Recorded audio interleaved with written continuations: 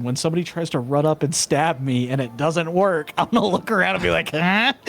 You're like, look who's stupid now. You in that getup.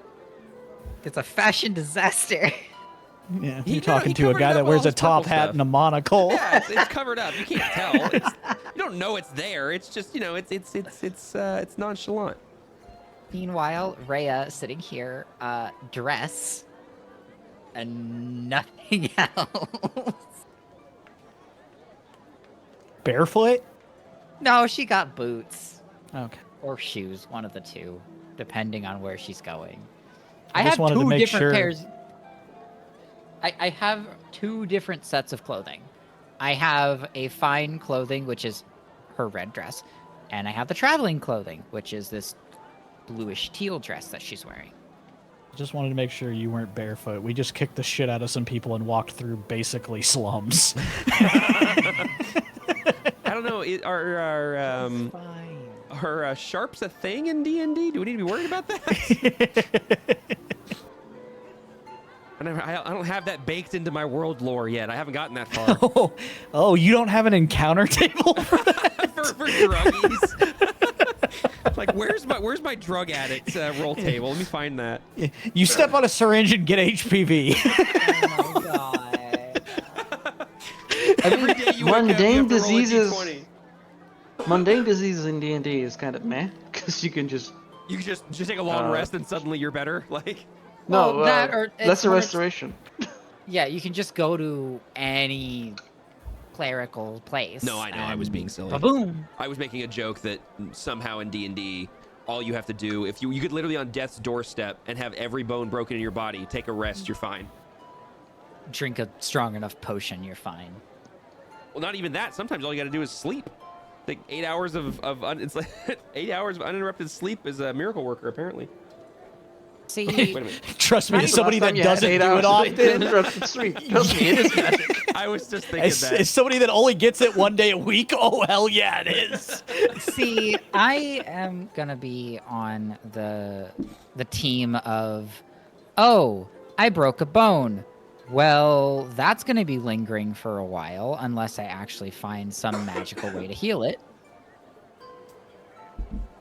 Pretty sure Neon has a book for lasting injuries. I think. I was gave gonna it to say, him. lasting injuries like that should last unless you can find a healer of like a certain variety. Because if you just do like a medicine check, I would not see that getting completely fixed. Yeah, that's for stabilizing only, isn't it? What is? Well, medicine, depending on the medicine check, I think if you're like making an herbal medicine remedy type deal, that may or may not Fair. heal. That's a medicine check, but Medicine If check you're is just looking at trying a to- leg split in two and going, yep, it's broken. if you roll badly, yeah. If I get a Well, if you roll broken good, bone, you're I'm like, just- okay, just attach a piece of wood to it, you'll be fine. Correct. Bingo. If I get a broken bone, I'm just gonna go running across wherever we are, going, Kyria, fix me, please. I mean, you don't know if you I have can a broken fix that bone, yet. you ain't doing no running. He crawls. Fix me, please. All right.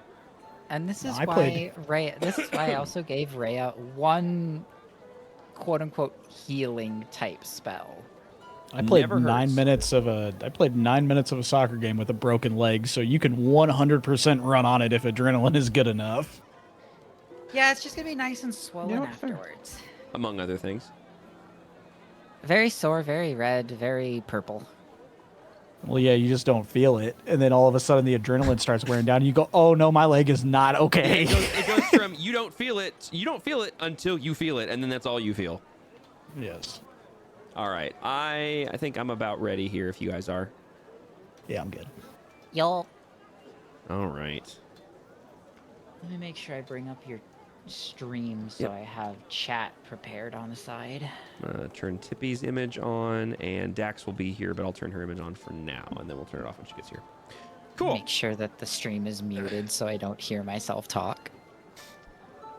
All right. So, first off, apologies. I am sniffing still. I am still sick. Oh, well, I'm not sick. I'm actually on the tail end of being sick. I'm just getting it all out of my system. But regardless, last time we left off, you guys had left the west side of Kestrel Village after successfully capturing 3 Iron Brand members that had unwittingly stumbled into your shopping session at a pawn shop down in the village.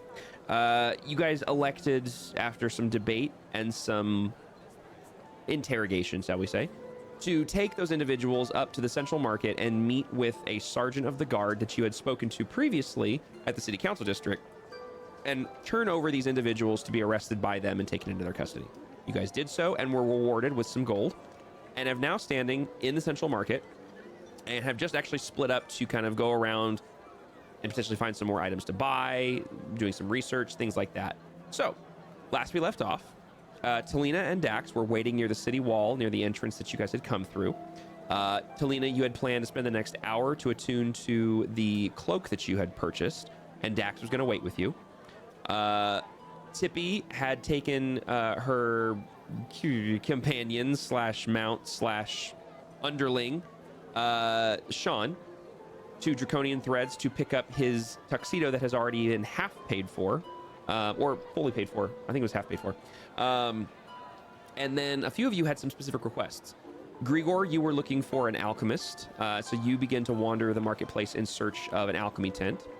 And Helrea, you were in search of either a magic shop or some sort of shop that would potentially sell clothing of a protective nature.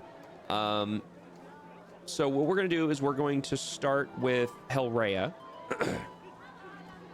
You wander for a bit, and you come across a tent that doesn't seem to have any clothing items. Nothing that catches your eye immediately in that regard, but what you do see is it is a hodgepodge collection of all sorts of items. You don't see a purveyor of the tent at this point, but you see just a wild smattering of everything from innocuous nothings to some pretty interesting little items that catch your eye. Like, you see different potions on different shelves of different sizes, but then you also see a leather bag that looks suspiciously similar to the one Dax had. You do see a couple of it's not a couple, a singular ring that is hanging on a hook, as well as some bracers that are next to it. And then a couple other little bits and bobs that seem to catch your eye. You do also see some faintly glowing red potions on the shelf. It's completely up to you, Fox. It's completely up to you. If you do not feel the headspace, do not feel like you have to, but you are always welcome. I just want to make that noted. Also, hi, by the way. So, as you glance over this tent for a few moments, unsure if you find what you're looking for, you notice movement down underneath, like behind the little simple countertop that's in the front of this stall. And before you can even like react to it, you jump back, startled a little bit, as a creature jumps up on the countertop, and what you see in front of you is a 2-foot-tall kobold wearing a vest made of like verdant green silk and a little top hat on his head, and he stands there. Welcomes to Ninja's Nifties. What I help you with?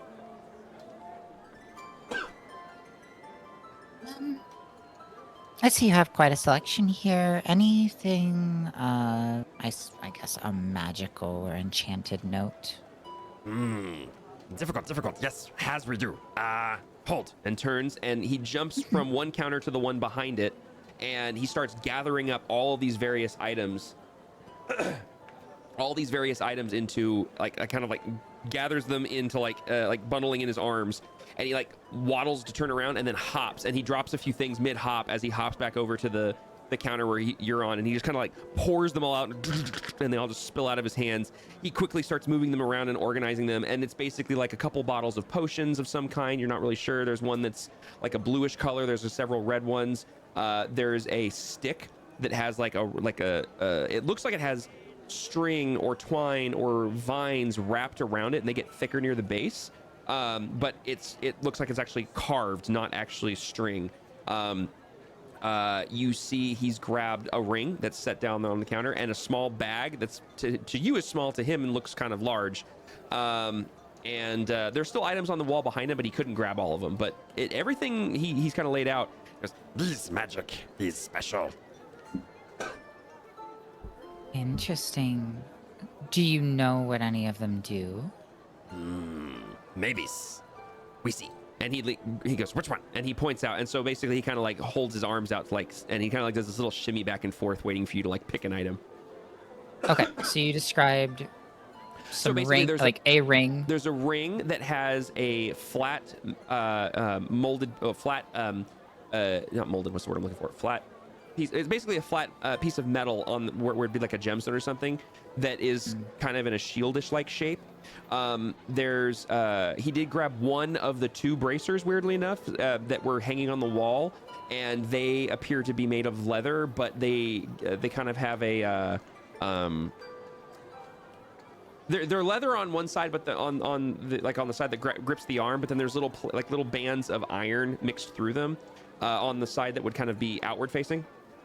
There's a pouch of something, like you can tell it when it's set down, it kind of like flattened out, so it's something malleable inside. It could be powder, dust, could be seeds, grain, you're not really sure. It's something that is heavy, but when it hits, it doesn't maintain shape, it molds. You see basically a stick that's about, I'd say, 18 to 16 inches long, and then several different colored potions. Rhea will first point to the bag. What about this one? Yes, this is fancy things. Watch. And he grabs it and he just pulls it open slightly, and he reaches his little hand in and comes out, and it's in his tiny little hand. It basically looks like this.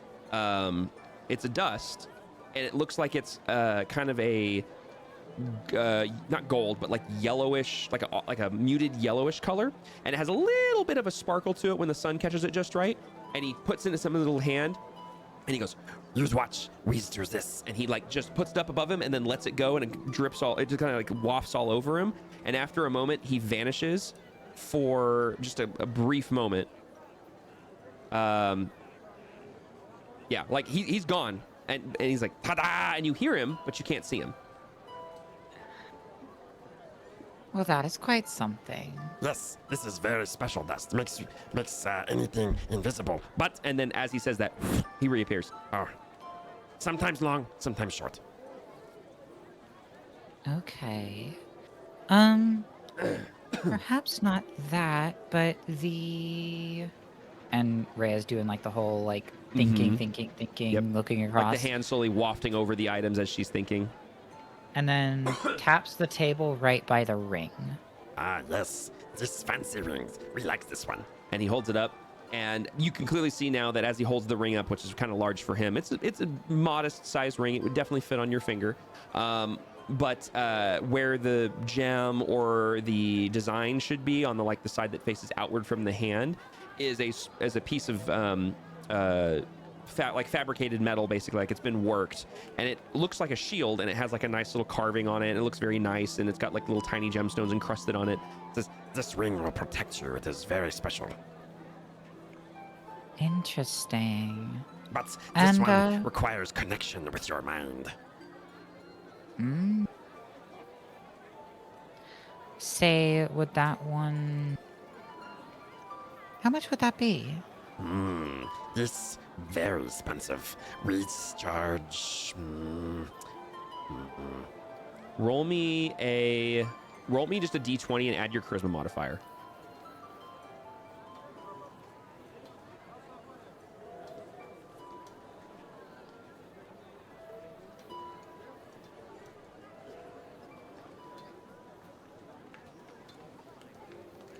For a result of 19.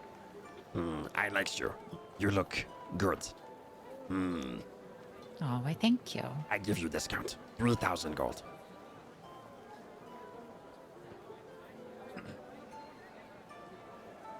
Pause for a second. Can I get a quick,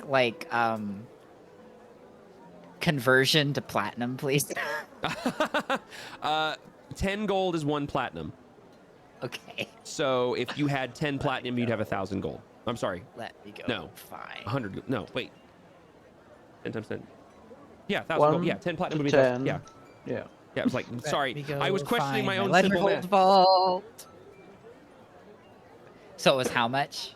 He said he'd give you discount for 3,000 gold. Which means I don't have enough. Okay. If only you had party members counting gold nearby. You know, I may need to wait. Come back. He looks disappointed, but Very well. Trust me, I would love to take it today, but alas, my funds are a bit low, even in my ledger hold. Reese understands. Reese broke too. and he puts it down. And Rhea will give a. She's kind of in that customer servicey, like whatever vibe, and gives the little giggle and. Now then, could you explain some of the other items? Yes. And he like claps his hands together. This, And he grabs the stick and holds it up like a spear above his head. this magic stick makes you find other magic. Oh, Yes. Only, And he's like tries to hold up some of his fingers and realizes he can't do it right. And he has to hold up 2 on one hand and 1 on the other. for this many times a day. For 3, basically. 3 times a day. Is what he says, yeah. Okay. All right then. And how much would that one be? This 300 gold. I could definitely manage that. Or you wish a stick. And he holds it out like kind of towards you, but still above his head. Yes, I can. However, I don't have the funds on me at the moment. You has account at Ledgerhold? Yes, I was going to ask if you would take a promissory. Yes, we take promissory.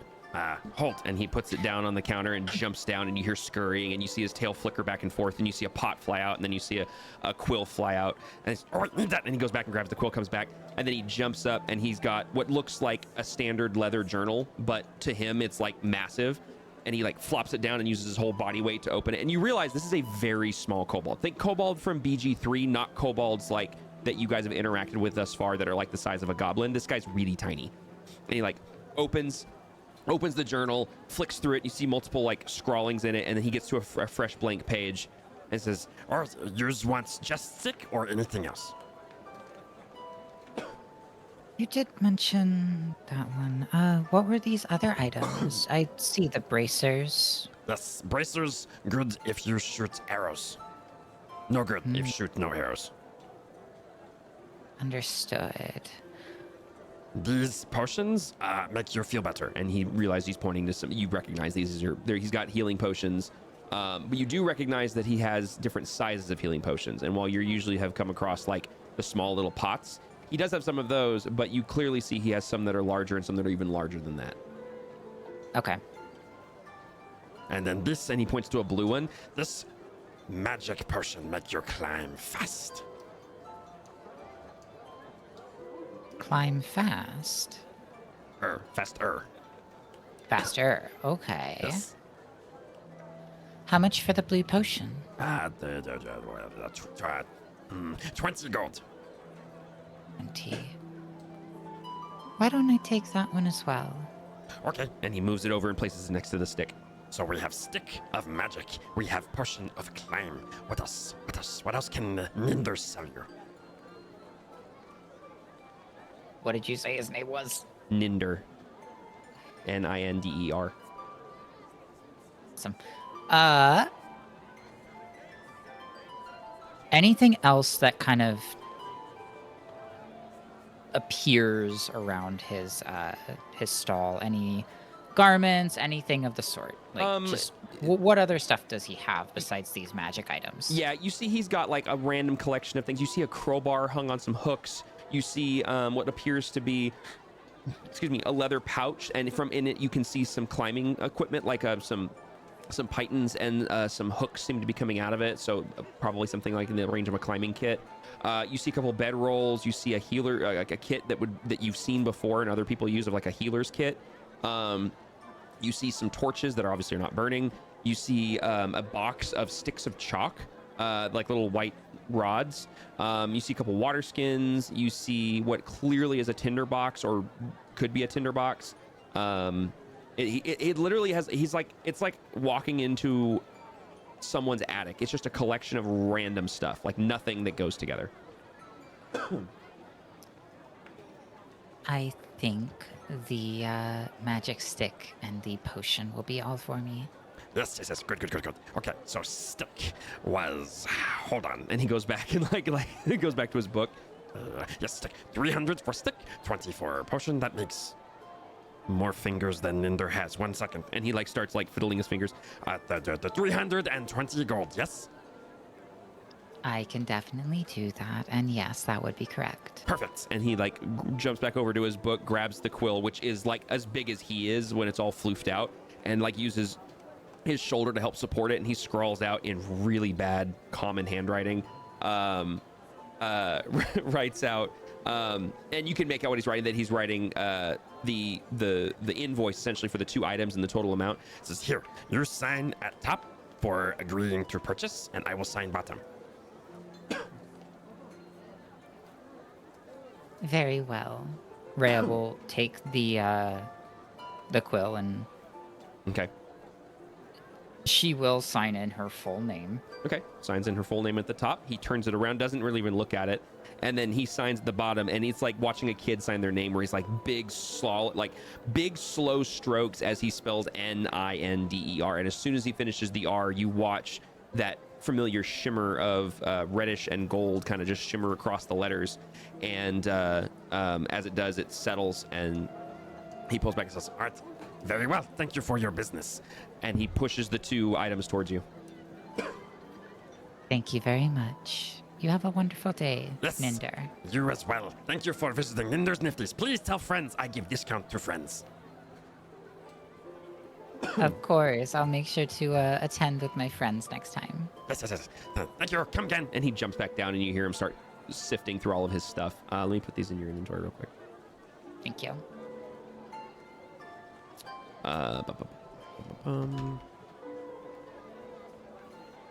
Okay. Let me probably put it on the right page. It'd probably be a good idea. So you can go ahead and remove the 320 from your ledger hold vault.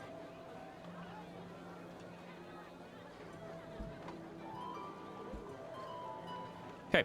You now have a potion of climbing and a wand of magic detection. And no, it is not just a stick, although the thought crossed my mind many times. Okay, while that's happening, we're going to jump over. Grigor, you said you had been perusing and looking for an alchemist of some sorts. And so while you are on a different section of the marketplace, you wander around, and finally you come across a simple circular canvas tent. Excuse me. With different plants growing on like the planter pots that hang from something above. So the canopy that comes off the front of this tent, and it kind of has like a kind of a semicircle. What's the word I'm looking for? I guess canopy is the right word. The semicircle canopy that comes out the front of the tent to kind of shelter the entrance from the sun or the weather. You notice that there are several potted plants that are hanging from ropes and string and twine and such from these little stick rafters, essentially. And a pleasant scent of oh my gosh, words. I lost it. Hold on. Honeysuckle. There's what I'm looking for. Honeysuckle is drifting out from inside the tent. And you get the sense that this is probably where you need to check out. And as you step inside the tent, probably help if I open the right one. Here we go. As you step inside the tent, you notice that there are semicircle shelves on either side of this tent with a mid-center back circular sort of table that looks to be where the business is conducted. And there are all sorts and manners of things inside this tent, all sorts of bottles and pots and bags and things holding all manner of objects. In the back, sitting at the table, is clearly a gnome. Looks to be a male gnome. He has... you can't see his eyes yet, but it seems to have almost like a very light brown, almost copper-like hair, and he has a soot-smudged apron on, and there's clearly a pouch or several pouches on his belt, or not pouches, like little hooks essentially that are holding little vials on his belt, and they have like chalk etched on the side of them. And as he hears you step in, he looks up, and these bright green eyes meet you. Says, "Well, hello there, friend. What can I do for you today? Welcome to the Silver File. What can I aid you with?" I'm looking to buy some healing potions. Ah, yes, I do have a few of those. Just standard run-of-the-mill healing potions, or anything stronger. I think this standard would be fine. Okay. Well, how many are you looking for? Just one, two, three? I was thinking something like 21. 21 potions. Oh, okay. And he looks like suddenly very flustered, and he kind of like scratches his head. Okay, I don't typically get orders that large. Well, I have 5 currently in stock, and I could make some for you, which is fine, but it will take about 8 hours per batch.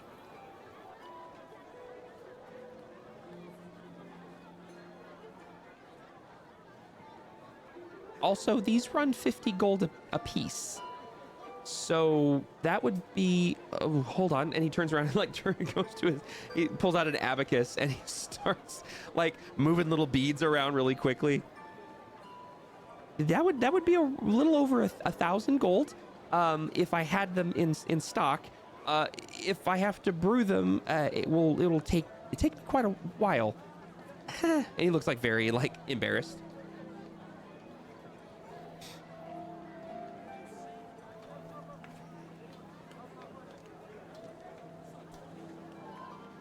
In that case, I'll just buy the 5 you have in stock.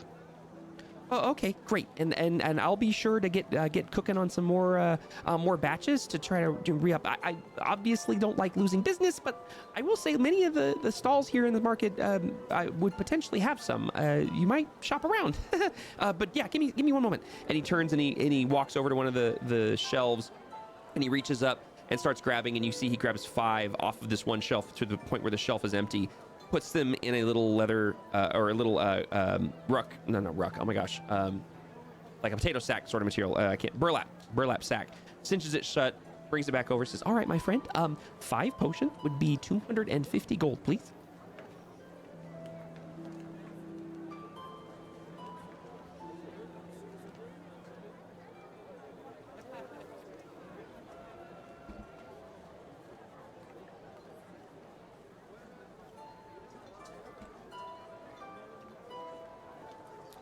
And he Here you reaches go. up. Thank you very much, my friend. I really appreciate that. So you can go ahead and mark off 250 gold. And let me add... Oops, I closed my thing. That's fun. We love that. Okay, so... you now have 5 potions of healing on your person. All right.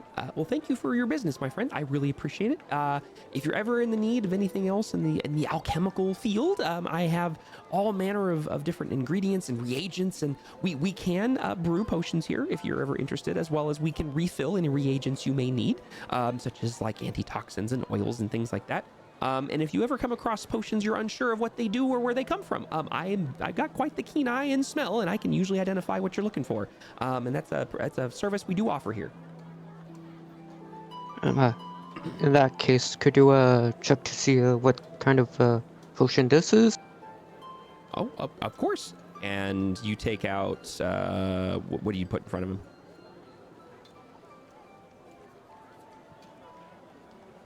Ah, well, let me take a look there. And he slides it over, and as soon as he pulls the cork off, oh my goodness, that's a pungent smell. I can tell you right away. Puts the cork back in and slides over. I can tell you without a doubt, sir, that is a potion of poison right there. That is, whew, I'd be real careful with that one. I'm not even. Good thing I haven't downed it then. Yeah. Don't drink that one. Not unless you want real bad things to happen. Oh my goodness. I won't even charge you for that one, my friend. That one's on the house. And it looks a little woozy. Thank you. I'll try to see if I can't find some more. Of course. And please Healing tell your potions, friends. that is. Yes, of course, yes. As I said, I will say, and he kind of leans in, I don't like losing business. However, there is an eccentric young, maybe? Not sure on age, actually, never asked. Anyways, a couple rows over, there is a eccentric little shopkeeper, runs a place called Ninder's Nifties, and I've seen some in his inventory. I would say with a varying degree of certainty they're safe, but, you know, he didn't make them, so, you know, who knows? He has like this awkward looking smile.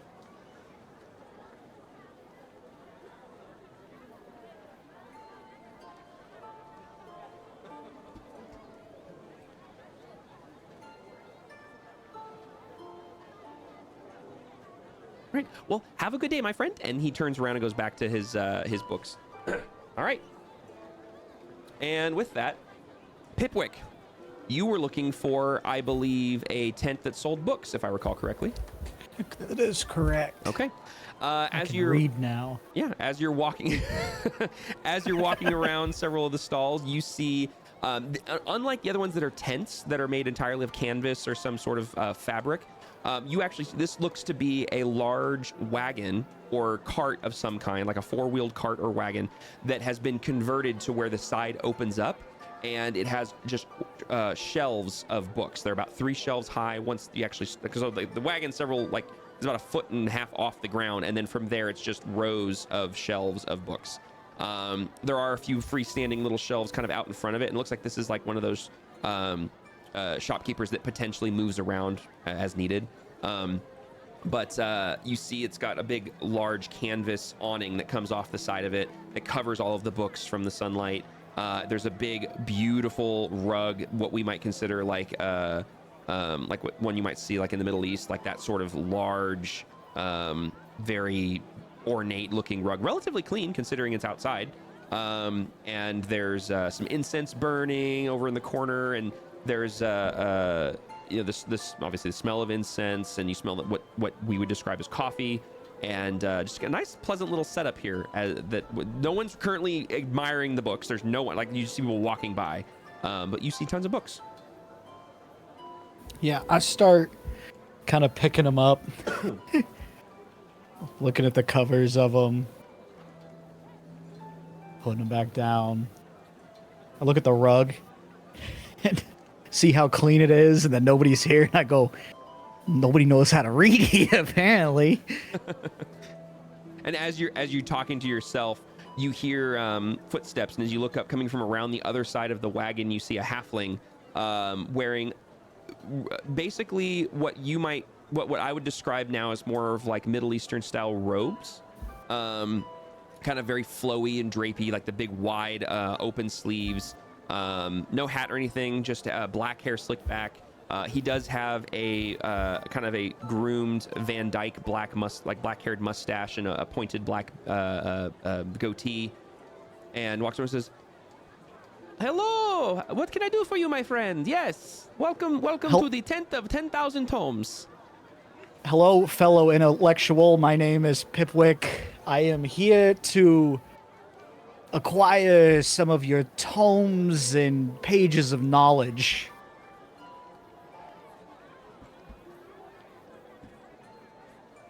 He looks at you kind of up and down, you recognize immediately he's taken aback that you're a goblin. Interesting, my friend. I must admit you catch me off guard. I am not familiar too much with well-read goblins. It is refreshing. Yes. Well, what are you in this? What sort of literature are you in the search for, my friend? Yeah, I actually learned 45 minutes ago how to read, and I'm trying to take it all in. 45 minutes ago, you say? Yeah. Oh my goodness. Well, we have all manner of books. Please take a look and let me know what you find interesting. I'm looking for a couple things. Okay. Specifically books about disguises and how to get good at being in disguise. I'm looking for one that, you know, it like details historic speeches that people have given, you know, before a battle or like to a council or something like that. Interesting. And then interesting. one- Okay. And then one for magic tricks. Oh, very well. Yes. Interesting array of books, my friend. All right. Okay.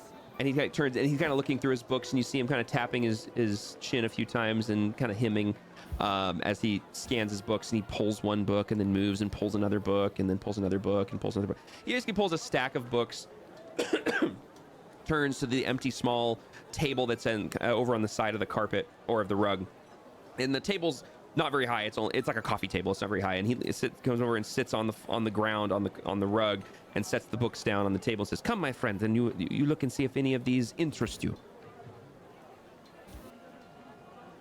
I open them. So he kind of lays out the books and says, "All right, so this first one, my friend, you say you are looking for books that are for disguising, yes?"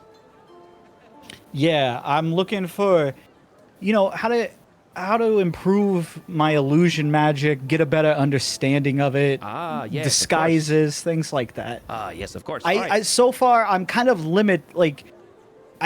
I'm limited in the sense of I know how to make big dragons and a few other things, but I only know them from picture books. Sorry, 1 second. Shadow just DM'd me and said their thing's taking longer, so. Okay, understood. Well, this book here might interest you. I'm not sure if it is beneath your skill or above your skill, he says kind of apprehensively. This is called Here Now, Gone Tomorrow, A Beginner's Guide to Illusion Magic, and he holds it out to you. And it's literally like, you know, the how-to for dummies stuff? Yeah. It gives off that vibe immediately. This is a very easy to read primer for early study of illusion magic. You did hear me say dragons, right? Well, I just want to make I want to did make hear sure. you. Yes, I did hear you. And I'm afraid that I don't have a wide library of instructional books. Mine are mostly stories, historical accounts, biographies, things of this nature. If you are in need of or in search of instructional material, I would highly encourage the University Arcanum and the University Row. They have a library like you would not believe, my friend. So many books. I think that I'll check there for the instructional books, but it sounds like you're going to be my guy for historical speeches. I do have a book that might interest you. It is called The Orator's Folly. It is a biography of a great speaker and orator, Sir Cornelius Cledswallow III, from the early days of the Rune's founding. And he holds it out towards you. And it looks like a very typical book. It doesn't look anything flashy or anything. I open it and It is nothing. try to read it. It is nothing but very fine print words. I mean, it is like reading an old history book. Like, it's just words. A lot of them. No pictures, no sketches, no nothing. Yeah, I kind of just look at it and I flip through a couple pages. You know what? Actually, hold on. Give me a second. Okay. Dude, Jesse's living it up over here. I'm jealous. Okay, that's performance for me flipping through the pages and Oh. making it look like I understand what I'm doing. With a 30, yeah, you definitely look like you've got this on. I mean, he look. Do you read it out loud, or do you just kind of like give off the appearance like you're reading it in your head? I like adjust my monocle and I like pretend that I'm reading into my head and I like nod and you'll hear a couple Okay. mm-hms every once in a while. He believes you're reading like this. Very it's written so well, right? I mean, it's as old as that book is. It's hundreds of, if not thousands of years old. But it feels like you are reading this story like it happened yesterday. Yes, this is a incredibly well written and explorative piece of literature that you have right here. I would be interested in reading it more. I don't think I'm going to be able to put it down. I completely understand, my friend. The first time I read it, was majestic. But that is only 2 gold if you are interested, my friend. I give him over the 2 gold. Okay. You can now add, you basically can create an item in your inventory called just a book, or I can create it for you if you don't want to mess with it, and I can do it later. I can do it. Okay. Just make sure you can title it. It's called Orator's Folly. So Orators Folly. Okay. Folly. And while you're doing that, he kind of like says, "Well, there is that book about was a beautiful speaker from our history. I also have some other books here that might interest you. I have one about the art of calligraphy if you are interested in not only reading but writing. I have a book here about Tales of the Silver Sea. It is a book about it is an account of individual stories and short stories from sailors and seamen from across the oceans and rivers." He snickers when you say semen. I knew you were going to do that. I have a book here, which is kind of similar to the illusion magic book. Admittedly, it is called the Beginner's Magical Alphabet. It is a book for teaching the scroll setting and illustration of arcane runes and scripts. I also have, if you're interested in let me see that one really quick. Of course. And he hands it over to you. And it doesn't look anything too fancy. On the front of it is a sigil, like an arcane sigil. That's kind of embossed into the cover, and it's a little worn and faded. It looks like it's a little bit older of a book.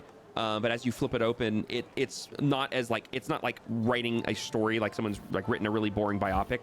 It's actually like, it looks like a textbook where there's like, you flip a few pages and you see what like a depiction of what one of these sigils or runes would look like, and then there's like words that explain what that is and like the proper form of scrawling it and what its intended effect is, and et cetera, and then and it just repeats that like every 3 pages you're seeing a new rune and a new sigil, to where you're getting essentially the full alphabet of these runes. How much is this one? This one I am only selling for 3 gold. Yeah, I'll take this one too. Very well. And he hands it over and takes the gold, so you can mark off another 3, and you can add another book, which it's just literally Beginner's Magical Alphabet.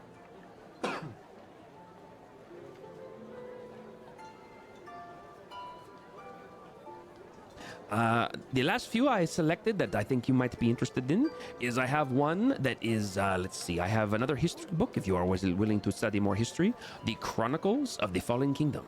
It is a history of a lost realm in 3 separate parts, and he puts the 3 books and stacks them. The 3 together is only 8 gold. I also have a book here, and he slides it over. It says, "This is a bestiary of common creatures."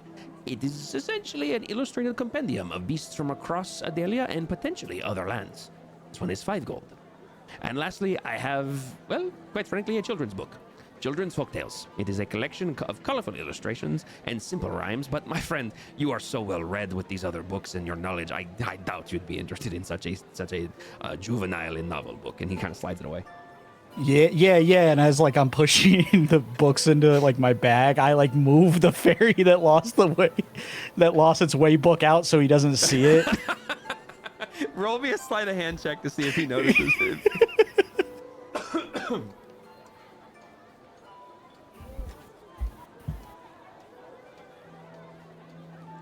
Well,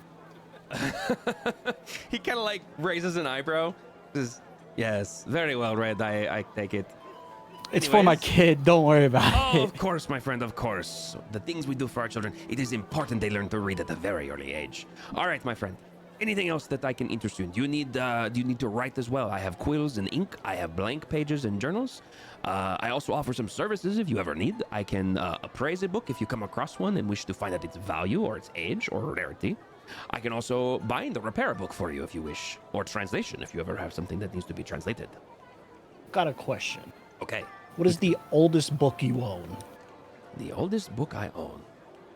I just recently came into acquisition of a book. One moment. And he stands up, goes over to the cart, and he kind of reaches up. And again, halfling, so he has to reach up quite a bit.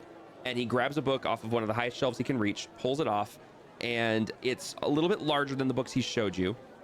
On the front is it looks like a flame, but it's just like embossed into it, and it has kind of a you know that effect when something's been embossed and like light hits it and it changes color a little bit. I'm trying to think. It's not holographic, but like kind of holographic, sort of that vibe. It has that sort of effect when the light hits it, and he blows some dust off of it and swats the front of it to kind of shove the dust off. Turns says, "I don't know anything about this book yet. The only thing I know is that the title is a strange one. It seems silly and juvenile. It's called The Wonderful World of Zune. what wonderful wizard of Zune. Excuse me. I know nothing of this book. I have not had it appraised. I have not even really had a chance to appraise it myself. But I need to take it to someone of a higher expertise. But I do know it is very, very old, several thousand years at least. I also, embarrassingly, have been unable to open it. It refuses to let me open it. So I believe there is a level of enchantment or luck with this book. I want to look over the book and see if there's like any ancient markings or text or anything like that. So as you just briefly scan the exterior of the book, the cover, it's very old. You can tell it's old. It seems to be in very good condition if it's anywhere near the age he just indicated that it might be.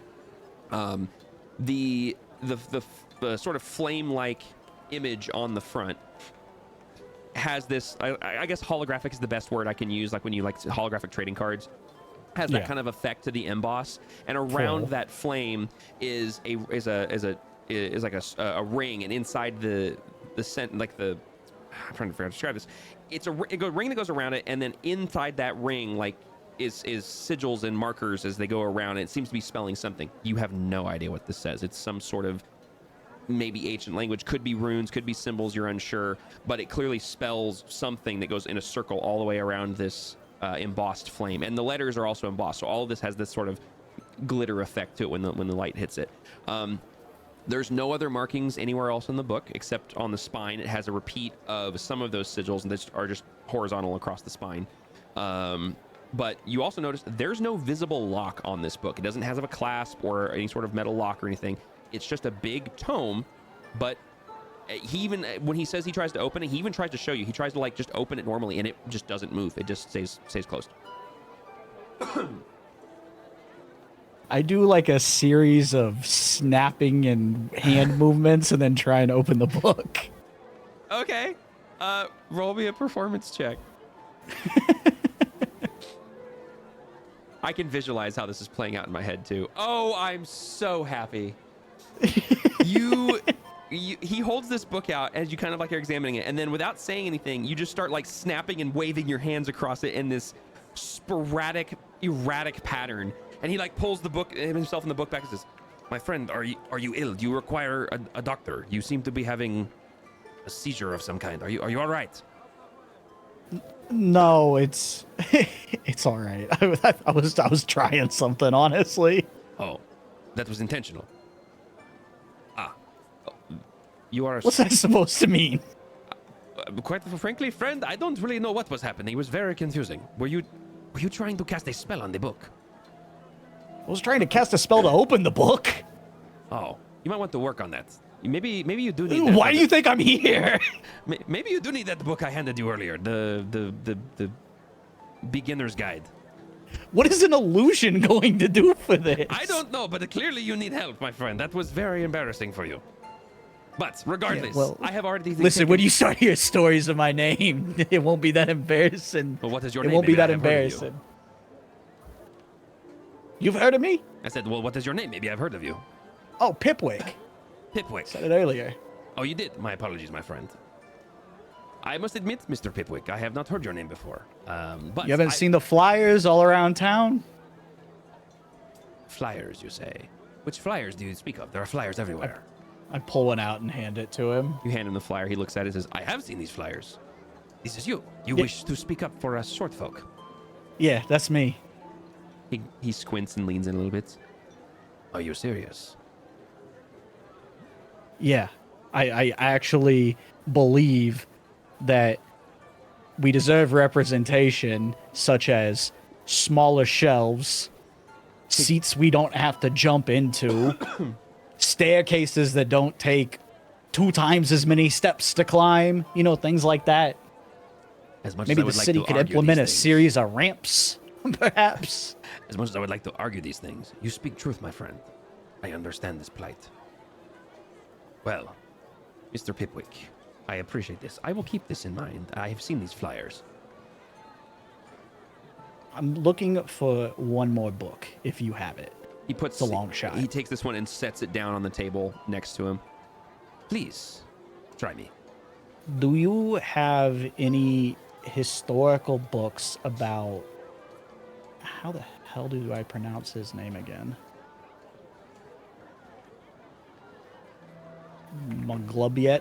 Oh, geez, yeah. Maglubiet is how I think it's pronounced, yeah. Yeah, Maglubiet. Maglubiet. I believe you are speaking of the deity of the goblins, yes? Yeah, He kind of looks at you up and down a little bit, and he kind of starts to lean back just a little bit, kind of just almost subconsciously. To my knowledge, that is a dangerous deity. One of war and strife, yes?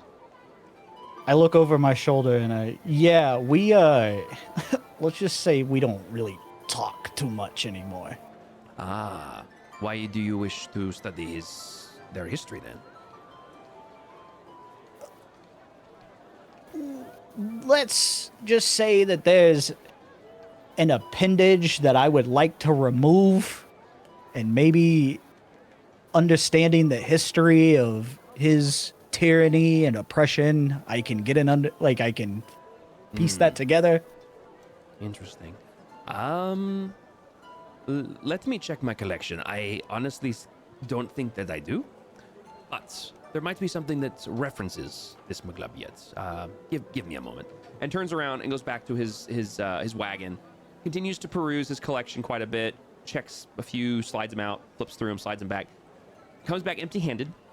I'm afraid I do not have anything of that nature. However, as I mentioned before with the University Arcanum, there is a possibility there might be historical records of Maglubiet and his nature within their archives. Either that, if you wish, I can inquire with my contacts here in the city and abroad and see if I can come across something that would be to your liking. Yeah, I'll check out the library while you look around. And when you get that one appraised, let me know. The Wizard of Zune one? That one? Yeah. Yes, I need to actually take it to the university. I need to see if they can help me open the damn thing. By all the powers of the gods, I have been unable to open it, but that will unfortunately limit my my appraisal of it until then. But If you want, listen, me and you, we're small. We're in this together. I'm going to the university at some point to go to the library anyways. I could just take it with me, save you the trip. that would be great, my friend. I would very much appreciate this. Here. And he turned around and he basically scrawls a quick note onto some parchment, rips it out of a journal, closes the little book, brings it back over, says, "Here, this is the instructions that I would like passed along with it. Please take this to the university, have them appraise it. Please bring it back to me, and we shall discuss the details then." Sounds good. Wizard of Zorn, right? It was the silly title, and what he believed was the Wonderful Wizard of Zune. Gotcha. Yeah. Now, as you can tell, based on the styling on the front, he may be off because it doesn't clearly say like title, like this is the title of the book. It's like this art piece more than it is like written words. Yeah, I look at the like sigils and I just go Zune. And then I like look at the sigils again and I'm like, yeah, okay. I just take the book It's in. very pretty to look at. Yeah, well, there's something that we were talking about a little bit ago. Yeah, I just need to study. of course. So, Anything else that would interest you? If not, I wish you adieu, my friend, and I appreciate your business very much. And he leans in. and I will spread the word of your intentions around us smaller folk. I really appreciate that. I will course. make sure to bring this book back as fast as I can. Of course. Oh, and before I And, forget, I completely forgot my manners.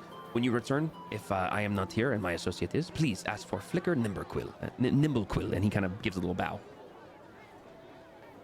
And for spelling, Flicker exactly as it sounds, and then Nimblequill is the last name, and it's all one word. Nimble, Quill. Okay. There it is. Okay. And as you walk away from the tent, let's see. So everybody's had a chance to go to their shops. I know basically Tippy has taken Sean off to Draconian Threads to be fitted for a tuxedo. I definitely don't want to run that one without Fox. Fox is lingering here, but I Correct. don't know if anything wants to be done. She's here to listen, is what she said. So Okay. yeah, so we will do that later. And I know that we're also still waiting on Shadow as well. So with that, Talina, the span of time it takes all of this to transpire is probably, I would say, for them wandering, finding what they need, conducting business, wandering a bit more, I'd say would be about an hour. So you could mark yourself attuned to the cloak that you purchase, and you can add it to your sheet. Well, I'm not to your sheet, Okay. but you can equip it. Yeah. Is that long enough for a short rest? 1 hour is a short rest, yes. Excellent. Yep. So that takes care of that. And then Kyria, you had been kind of lingering. Was there anything that you thought about in this time frame that Kyria would want to be doing, or anything that she'd like to go do, or would she want to go join anyone?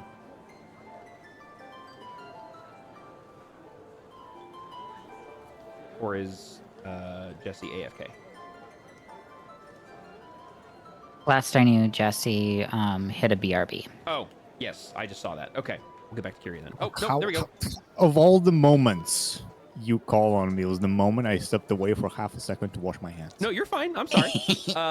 But yes, I was just basically saying during this time, I know Kyria had kind of been lingering. Would she have wanted to go do anything? Would she have wandered? Would she be looking for anything? Or would she be hanging out with anyone specific? She'd be hanging around near. I forgot names. Dax and Talina? Okay. She'd just be near because she doesn't have money to buy anything, nor does she really want to buy anything. I think her thoughts are mostly spent on that space rock you gave her to think about. Okay. Kind of dwelling on that vision that she had. Yeah. Okay. Yeah, I mean, the vision, basically, you remember it in almost vivid detail. I mean, you lived it. It's not like you had a dream about it and then woke up trying to remember the details. You were there, by all accounts. You were physically there. You remember the cold of floating yet feeling grounded in this astral space. You remember the thrumming in your ear of the energy coming off this thing as it rejoined itself in reverse. And then the explosion that happened that then kind of sent you back into reality. You remember all of that. And you could almost feel the heat mixed with some sort of coolness on yourself. It was very vivid. It was real. It happened. Is there anything that Kyria would be like trying to think about or dwell on about that vision, or is she just kind of replaying it?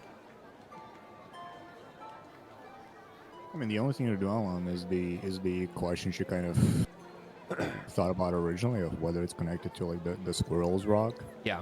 And like the only other question is why did she see it in the first place? Because Mhm. she doesn't really know how it belongs. You know, there's Yeah. potentially some sort of connection to Tippy's rock. There's potentially some sort of connection to language words. Yeah. Potentially some sort of connection to like the whole chaos magic bullshit that we're apparently dealing with. But beyond that, she doesn't know why she saw it or why she was shown it. Gotcha. Okay. So in that case, I will clarify something that I may not have made clear the first time this happened. While Kyria is dwelling on this and wondering these things, a semi-familiar presence starts to kind of waft and kind of slowly envelop you. Not a threatening way. In fact, quite the opposite. It feels comforting. It feels warm, and you recognize this as the sensation that you've received multiple times during your meditation and your worship and your prayers to the Everlight. And you recognize that this feeling and sensation is some way the Everlight in some form. Maybe physically here, or maybe some sort of like reaching out and kind of comforting you. As this happens and you're running through these memories, you feel the memories slow down and doesn't feel as chaotic and does not feel as confusing. And you recognize there's a connection between the vision and your deity. And you start to get the sensation that you believe that the Everlight showed you this vision. I think I remember that. Like Okay. I'm That's good. not. Yeah, because in the moment when it happened, I was like, I'm gonna touch my holy symbol, and you said like, yeah, this seems to be coming from that. Okay, cool. That's what I was. But when what she doesn't I know gotcha. is why. Yeah. Okay. Fair enough. Yeah. Yep. Okay. All right. Okay. We're still down a shadow, so we won't deal with Dax. I mean, Dax was counting money with Selena. Correct. Well, yes. she said you would do so back at the tavern, so I'm gonna assume we have not doing that out here in the open. That's a fair point. Okay. Excuse me. Okay. I would say, okay, so let me ask the question to the players that were out wandering around in the market. Would you, after completing your purchases, would you continue on to another location, or would you return to your party members that are waiting by the gate where you first entered the market? I'd go back. You'd go back. Okay, so Pipwick starts to make his return to the gate. What about Hellrhea and Grigor? Rhea would have Grigor- basically. Oh, go ahead. Go ahead. Grigor would have been looking through more stalls for more potions. Okay. We'll get to you then in a second. What would Hellrhea do? Rhea would have been just browsing around again, Okay. peeking around for items and shops that may have some magical threads. Okay. With her new wand, that can help. It but, sure can. Yep. Where did you set that? Okay, there it is. Yeah, it's in your backpack. And that is 3 charges a day. It recharges after a long rest. It recharges 1 charge a or day. One So, charge yeah. per 24 hours. Yes. So Okay. if you use 3 charges in a day, it'll take 3 days to get the charges back. Oh, another question. Mhm. Was there any shops that might have some basic adventuring gear and whatnot that she might be able to offload her leather armor at? Well, the place that you just were would definitely do that. You also know Okay. that wearables, Draconian Threads deals in wearables. And in fact, one common thread is you are wandering through the market stalls and asking different purveyors and different shop owners about if they have items of the nature you're looking for. They either tell you no and that's it, or they say no, but you should ask Draconian Threads. And a couple of them kind of push you in that direction of like, if you're looking for wearables, that's going to be your go-to spot. Valid. So it looks like Draconian Threads has kind of cornered the market a little bit. Unfortunately, on magical wearables in this particular district, yes. Because again, this district doesn't That's fair. necessarily cater to magic items. This is like a gigantic flea market. There's just everything here. But it's mostly for the common person, and the common person isn't necessarily going to be looking for magic items. They're going to be looking for generic clothing. They're going to be looking for food, vegetables. They're going to be looking for building materials, tools, things like that.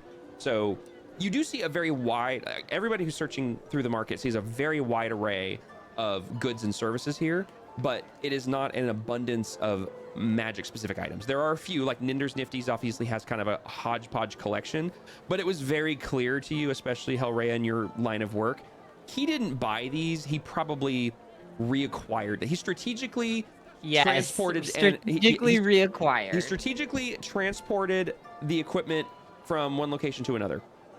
Yep, He stole them. I figured. Yeah. How about with all the notes that have been said, Rhea would be making her way to Draconian Threads then. However, along the way, she would have found like a small little tidbit shop that might have taken her leather armor off of her. Yeah, I mean, you could easily... Doesn't even have to be like you full could, on interaction. Yeah, you could have easily found like what looked like a pawnbroker of sorts that just kind of had all manner of items. And if you're just trying to sell your leather armor, give me 1 second here, and I will tell you what you would have gotten for it. You said just regular leather armor, right? You said regular leather armor, correct? Yeah, Yes, it's just that was standard it, Tyler, thank you. leather. It's just standard leather armor. I'm trying to just sell it. Okay. Basically, you would have been offered 5 gold for it. If you would have tried to barter with that and try to get a higher price, you can attempt that. Let's go ahead and try and barter. Go ahead and roll me a persuasion check. Persuasion? Yeah, persuasion check to see if you can barter a better deal out of this. He's gonna be sticking to his guns. Dang. Yeah, I'm with a natural 1. Hold on, what's your persuasion see. modifier? Hold on, what's your? It would have been an 8. Would have been an 8. Okay, I won't be mean. I was gonna be mean. Okay, with an 8, he basically gets a little offended that you offered, that you basically countered his offer, but then kind of like calms down and goes, No, 5. And he basically 5 is his final number. And Rhea is just trying to stay, nice and calm. Like, Yeah. can I maybe get some more? Maybe. Okay, that is fair enough. I Okay. understand you're a businessman. So you can go ahead and add 5 gold to your inventory, and you can delete the leather armor out of your off your sheet. To do that.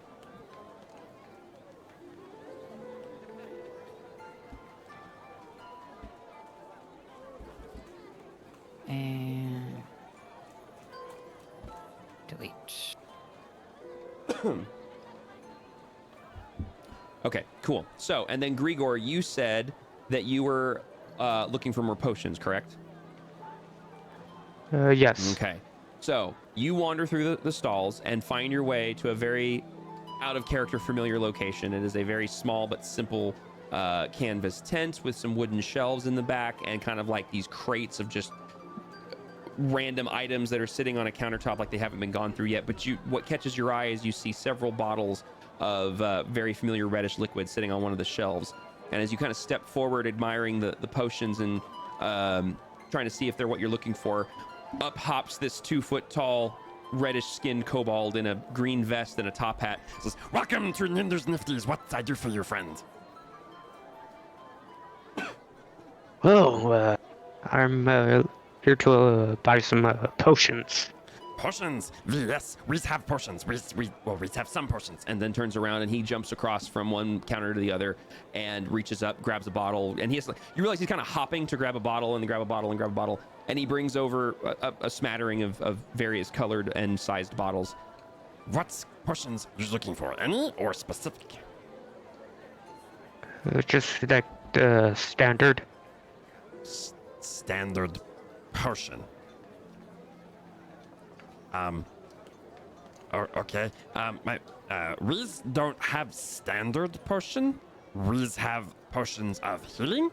We have potion. Whoa, wait, no. We had potions of climbing, but we sold it. Just potions healing is all I always have. Yeah, I'm here to buy the potions of healing. Yes. Well, we have 3, And he moves the little ones. 3 littles. We have 2 mediums, and we have 2 And pushes 2 large, big ones over. which size you want? How much are the different sizes worth? Little 50, medium 150, and bigs 1350. I'll buy all the smalls. All smalls. 3 smalls, 150 gold, please.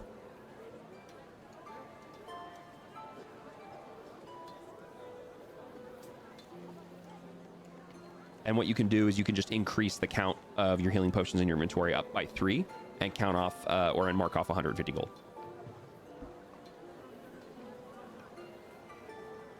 And he takes it. Says, Reese, thank you very much. Thank you for doing business. Anything else that Reese can buy, that you wish to buy from us? No, I'm just looking for potions. Just any potions. Potions of small healing. You bought potions of small healing. he looks very confused, as is the DM. Because you just bought 3 potions of healing. Yeah, that's all I'm looking for. Understood. Oh, okay. Apologies, friends. All right. Well, thank you for doing business with us. And please return to Ninder's Nifties. We give discounts to friends. And as he's doing this, he's like holding his arms out wide. Like he's just constantly like moving his arms out wide. You have a good day? Yes, yours too. And he turns around and jumps back down, and you see him start shuffling through stuff down beneath the counter. Okay. With that, everybody, and then Grigor, after you get these potions, do you continue to wander? Do you return to the gate, or do you go somewhere else?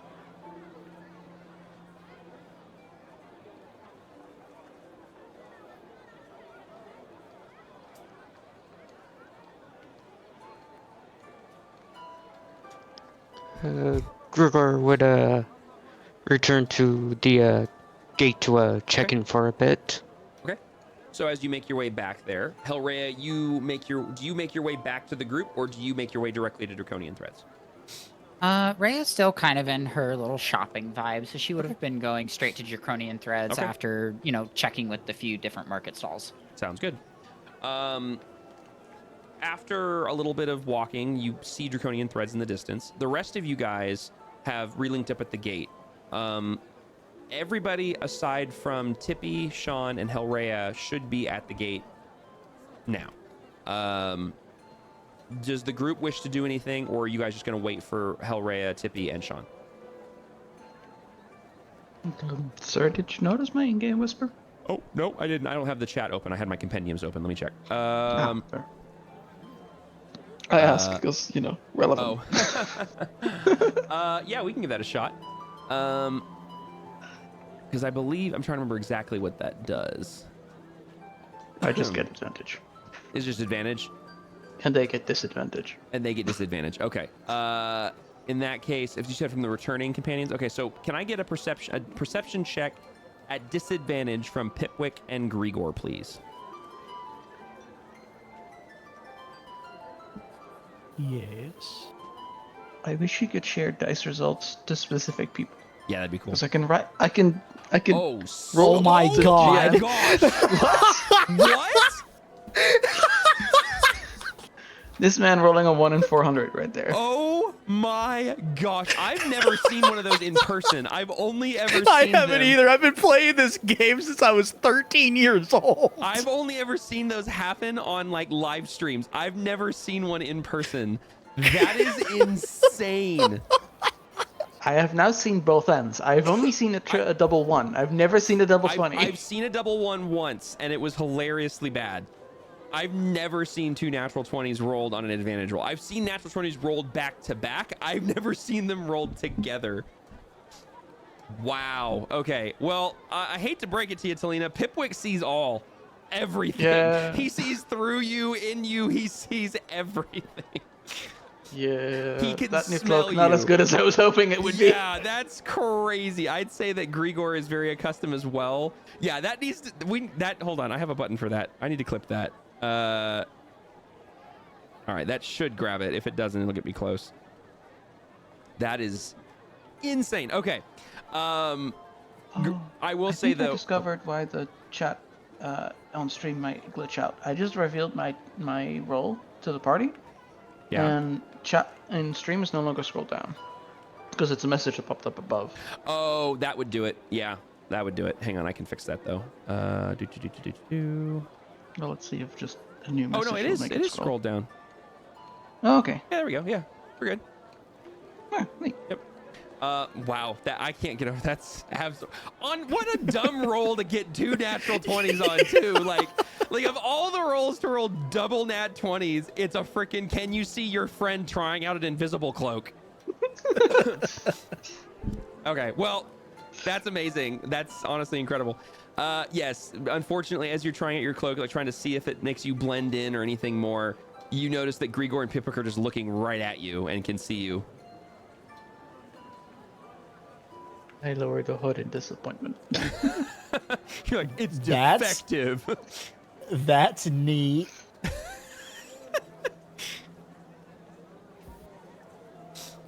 Yeah, like basically when you guys rocked up, you guys couldn't see Talina at first, and then you realize she's just kind of like vaguely shaded in like a shadow. She's just kind of like mildly hard to see if you're not looking like right at her. Though it's the invisible No, armor it's just add-on from Halo. No, Or it's just not even level that good. It's literally like, you know how in Assassin's Creed you put your hood up and walk into a crowd and suddenly you're invisible. Ah, It's social that- stealth. Okay. Basically, yeah, it really is just kind of like, it just makes you mildly harder to perceive. It doesn't act, because it gives you advantage on stealth checks and gives disadvantage on anyone perceiving you. That's all. It's cool, don't get me wrong, but it's not like the cloak from Lord of the Rings where you just poof. It doesn't do that. Yeah, no, it just shifts colors to camouflage a Yeah. little bit, but Yep. that's it. Yup. It's like okay. a gecko cloak. Chameleon, Did you- yes. Yeah. Mean Harry Potter. Chameleon, yes. No, there's a cloak in Lord of the sorry, the ring in Lord of the Rings. Sorry, not the cloak. My apologies. That makes more sense. Yes, sorry, I meant the ring in Lord of the Rings, but or the cloak in Harry Potter is also applicable.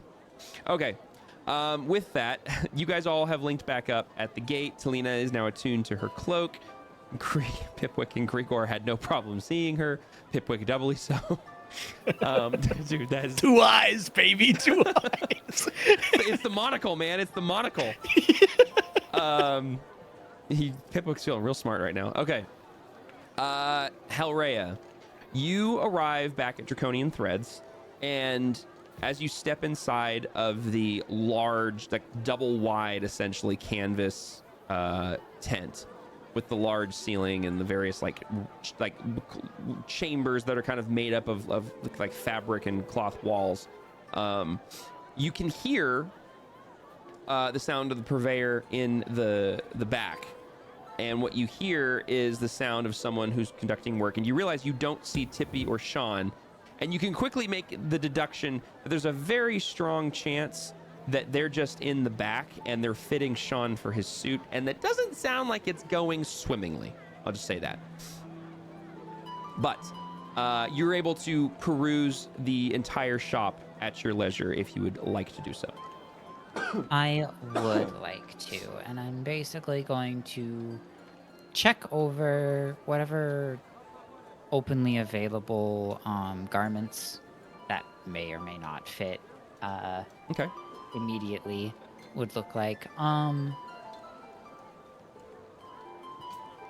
Trying to keep note of anything that might have a distinct, almost enchanted shimmer. Okay.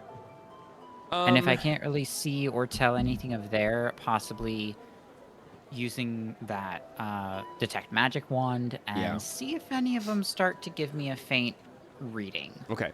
I will say, based on your current class, magical abilities, etc., you can't just see magical stuff.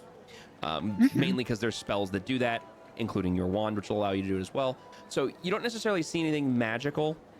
You know that magic items can look innocuous. You know they don't necessarily like look any different all the time. Some of them look very simple.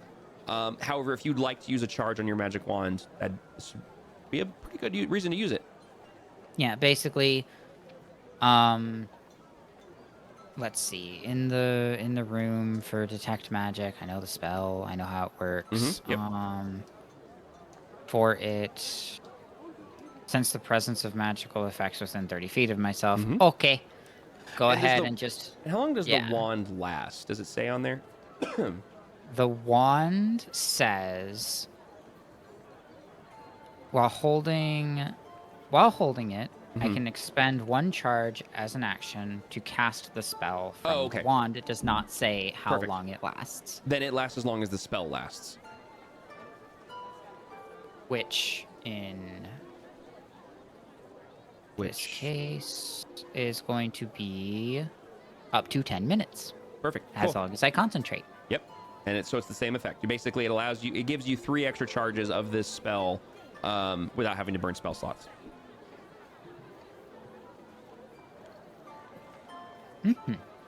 So, slinks out the new little wand and gives it a nice little spin around to activate. Okay. And we'll see if anything gives me a reading while I'm kind of just holding on to it and walking around. So you can actually use the item from your inventory and it will burn a charge. Yep.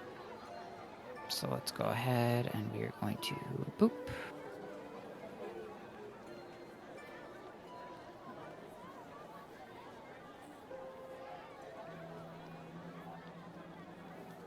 Yep, so it's got 2 of 3 charges left. Perfect, there you go. So as you wave the wand around, the wand itself doesn't necessarily do anything fancy, except what you notice is that vine-like shape that I mentioned before that started at the base and kind of wrapped up to the tip and then kind of vanished into the tip.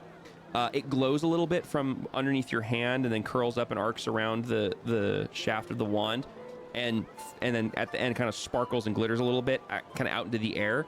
And as that happens, you watch as several items in the room that you're standing in start to just emit a faint colored glow.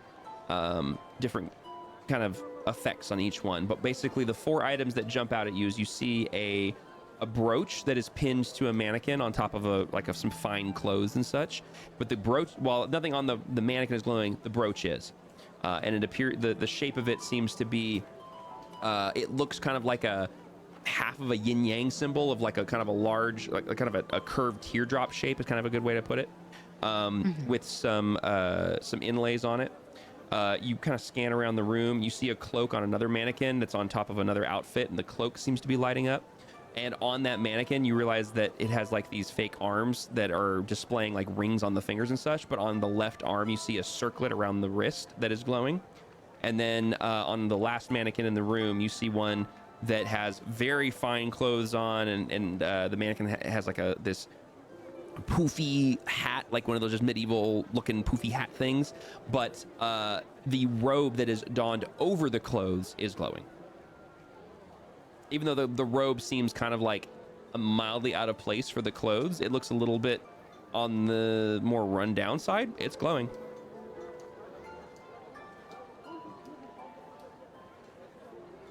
Okay.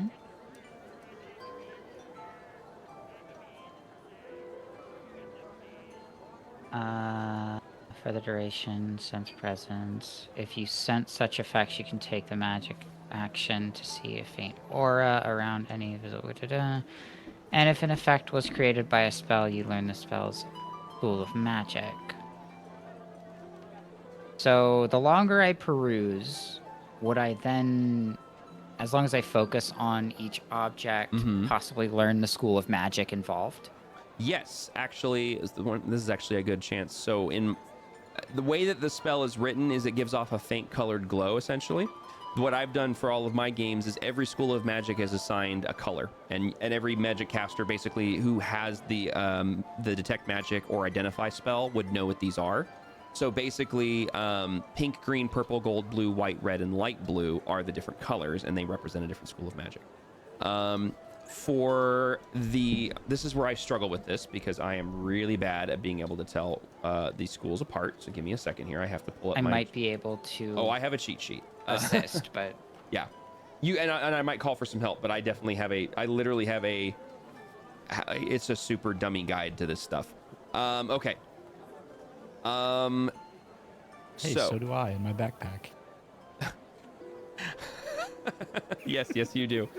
Okay, so you scan the room, and the brooch that you saw first is glowing a.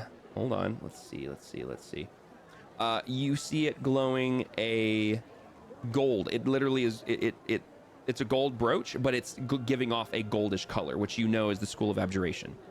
The cloak that you saw on the other mannequin.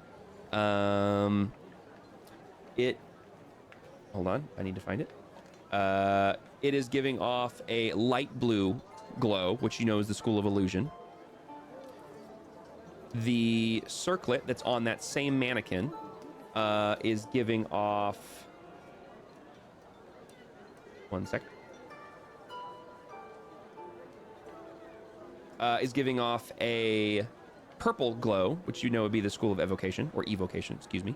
And then lastly, the robe on the other mannequin is.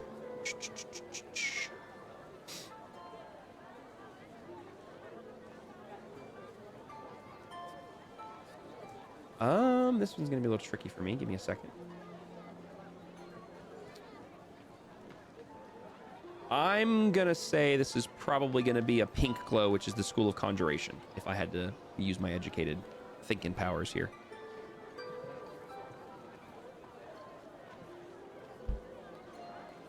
Okay. And because detect magic is not great enough to determine what is actually the spell or the Correct. enchantment. Yep. Basically,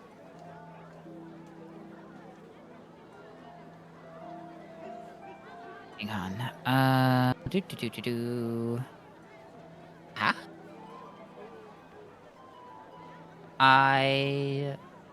Knowing some of the other magic and honestly learning the magic types from Darzul over the years.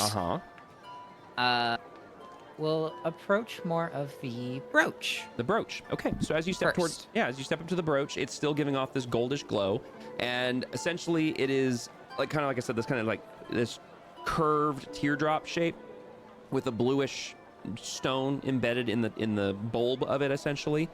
Very pretty looking. Not necessarily something that you might immediately see in a shop as an ordinary item and think I would wear this, but it's not ugly to look at either. And yeah, it's giving off this magical effect. There's no one immediately in the room that can give you guidance as to what it is, but you do hear them in the back room, so you know that there's someone you could call out for if you wanted to. Is there any general tags for pricing that may or may not be around? I'll say yes. I'll say that because of the way that Synthra does work here, that you do happen to see a little paper tag that is hanging from the back of it, and you grab it and turn it over, and it says 400. And I'm assuming that's gold pieces. You can assume, but you don't know for sure. Fair enough. Yep. That is an educated guess.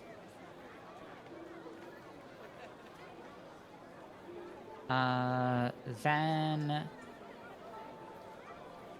trying to think what some of my other spells are so I can... I just posted a list on the table. You see? Yep. In the DC, okay. I will also send you guys the same dummy tool that has saved me so many Evocation. times.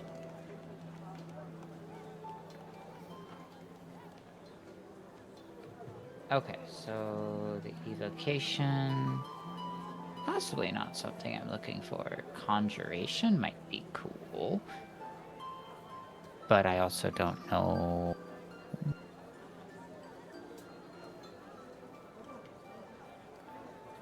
I didn't mean to click that. Too late.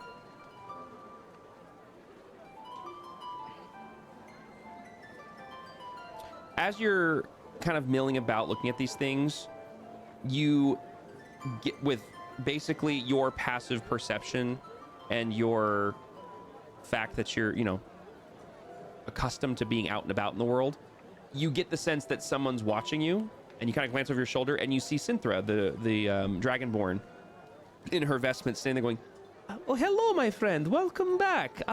Did you wish to look for some new things? I see you have taken a shine on a few of my items here." I have. I apologize for not greeting you when you entered. I believe your friend is getting fitted for tuxedo in the back, and he is being difficult. I could make the assumption as I heard. I did not want Yes. to interrupt. I'm giving them moments to simmer, but in the meantime, what can I help you with? What information can I provide to you that will make your purchase, hopefully, much easier? Well, I did come up with, I saw like 4 items that really drew my attention. As Rhea's kind of slipping the wand back to whatever space. Okay. Yeah, you still see it, but the wand is going into your pack, and she doesn't necessarily know what it is or care. She just sees you slipping something, but it's not something of hers, so she doesn't care. So, approaching the brooch first. This is a very... I mean, not 100% my style, but I could probably grow with it. The brooch, yes, the brooch. You have eye for good taste, my friend. Yes, this is well, I don't know what it's officially called, to be quite honest with you, but it is a brooch that protects to a degree. To my knowledge, from what I have been told from those practitioners much more advanced than myself, while wearing this brooch, you become a little more resistant to things of a forceful nature. And a very specific spell that is becoming quite common amongst the wizards and whatnot, you actually become immune to such a spell. I believe it's the one where they cannot miss you. They fire several bolts from their hand, and they are destined to hit you. Oh. Now, a general question, because I have seen the, what I can assume are price tags. Yes. Kind of drawn to them. How much would the brooch be? That is going to be 400 gold. Okay. I do have one question, and I know some places may not accept it. I do have a vault at the Ledger Hold. Do you accept promissory notes? Yes, of course. It is decreed by law. We have to if we wish to conduct business in the city. Of course. The brooch really draws my interest, so Very I'm well. thinking I may grab that one today. Of course. For transparency's sake, this item is one that you must have connection with for it to function. Otherwise, it is nothing more than a fancy brooch. Understood. Of course. Quick pause for above table information. How many items can I be attuned to?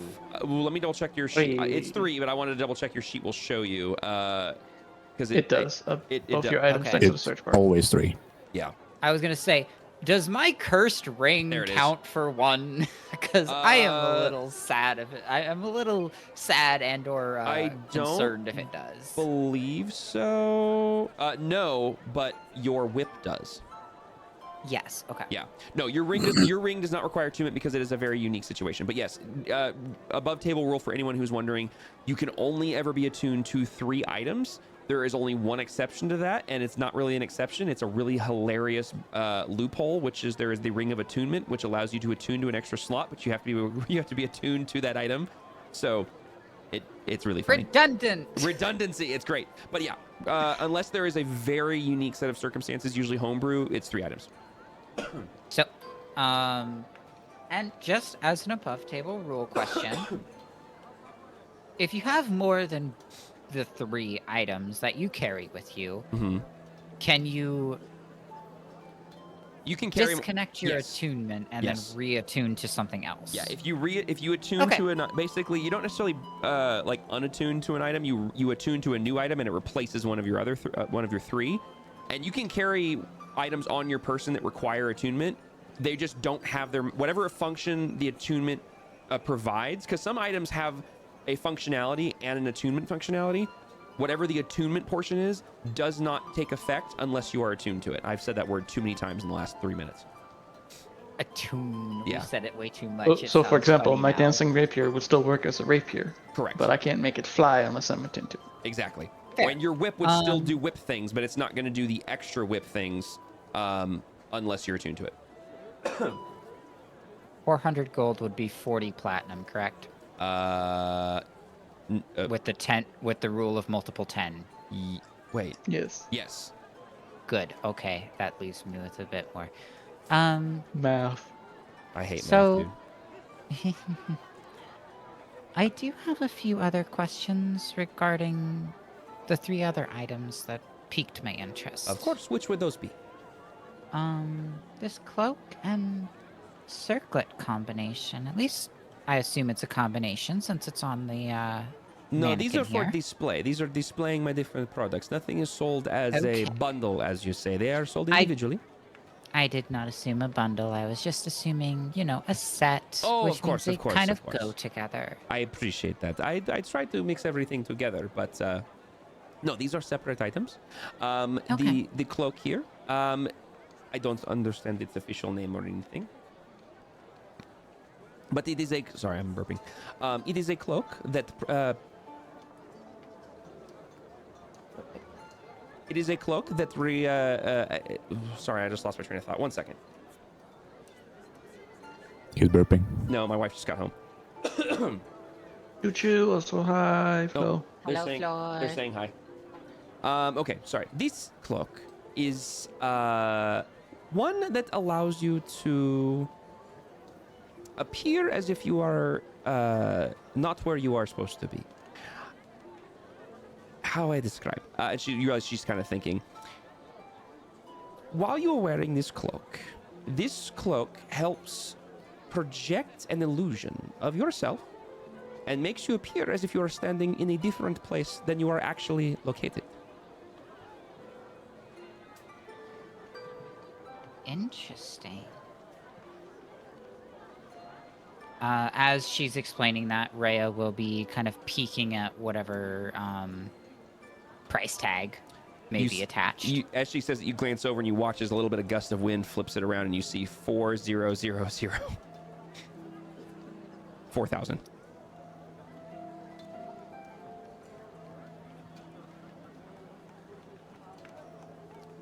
And that one may be a bit rich for my blood. Of course. You said the circlet also caught your eye, yes? Yes. I see you have a knack for finding the few items in here that have special properties, and she kind of winks at you. But no matter. Eye for taste is what I say. Yes, the circlet. This I do know the name of, as it was sold to me by the original owner. It is known as a circlet of blasting. While wearing this, you actually can cast a spell from it. I do not know the name of the spell, but it essentially is a bunch of fire sparks out of it and attacks whoever it is you're attacking.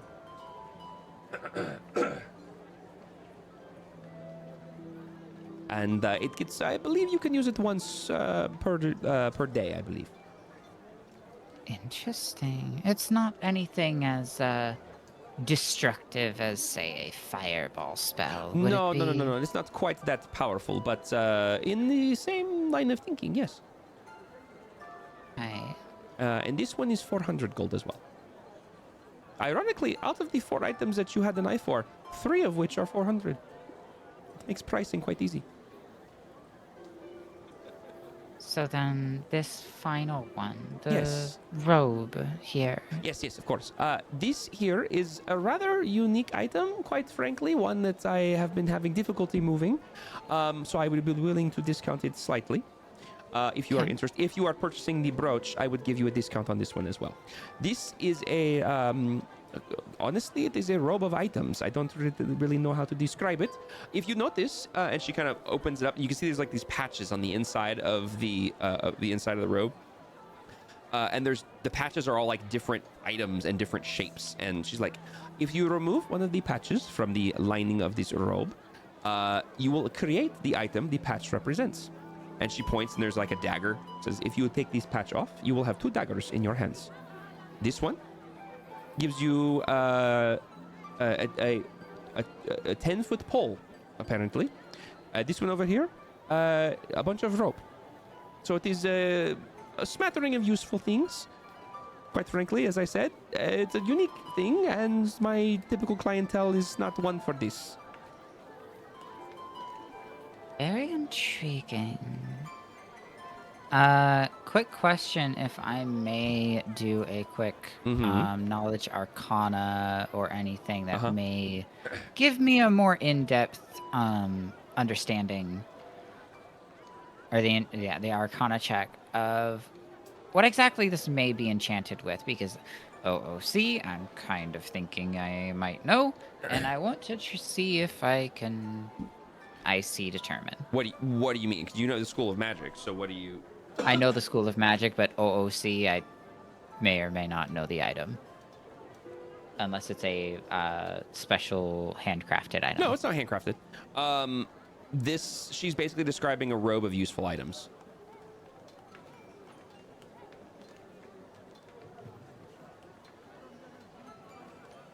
Okay. And you stated you'd be willing to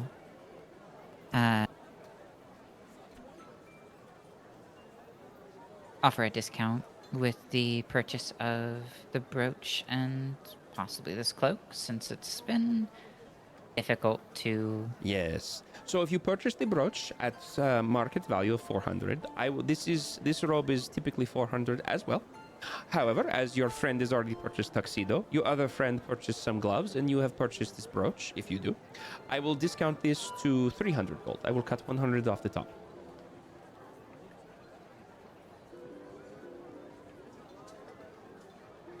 I'm sorry, I missed that number. 300 is what she said.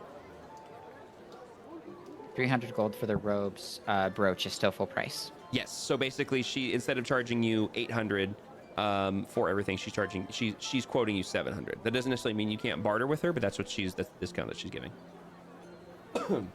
Understood. Well, I for sure want the brooch, and if you're offering the discount, I may as well get that going. Say, I did have a question for the dress I was going to Yes. bring back. Of course, yes. Did you have it with you today? I did not. I have not had a chance to head back to my my residence. When quite you all right. repair it, Mhm. or when you're working with it, you don't happen to have any, I suppose, enchantments abilities in your library of skills. I Do you- dabble. Are you looking for something particular? I was looking for something that may give me a bit more protection without necessarily needing to don armor. I see, I see. I can work my magic a bit, no pun intended. The services for this is not cheap, as it requires more material and time.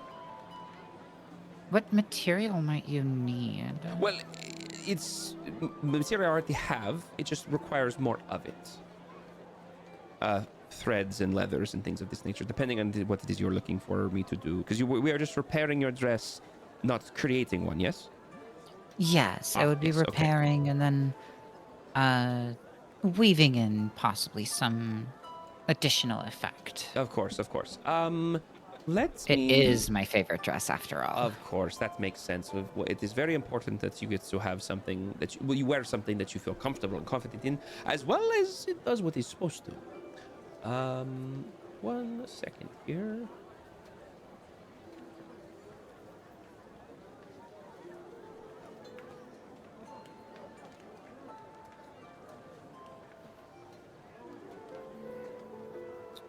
Give me a second here. I'm trying to find my things here.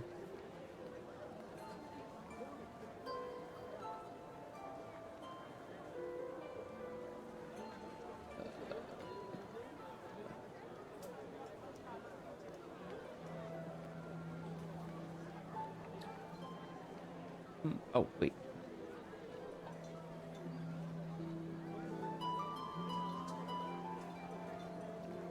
I would say that if you wish to have your dress imbued with powers to protect you a bit more, it would cost you.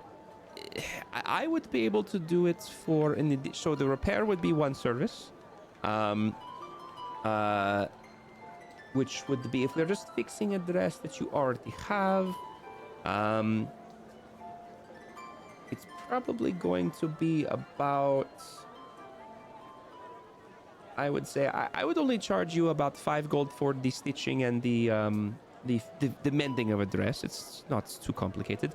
However, I would have to increase the charge by an additional 150 gold per, shall we say, level of protection that you wish. And I can only do so much with a dress, my friend. This is not armor we are speaking of here. I do understand, as long as what little can be done. Yeah. So I don't need a lot.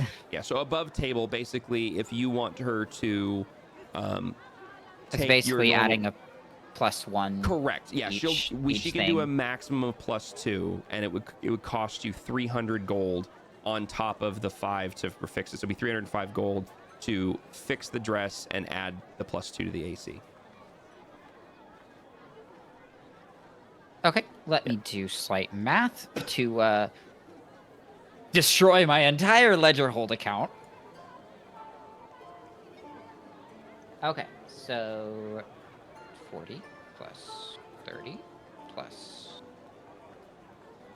30. Oh, that's not bad. Now,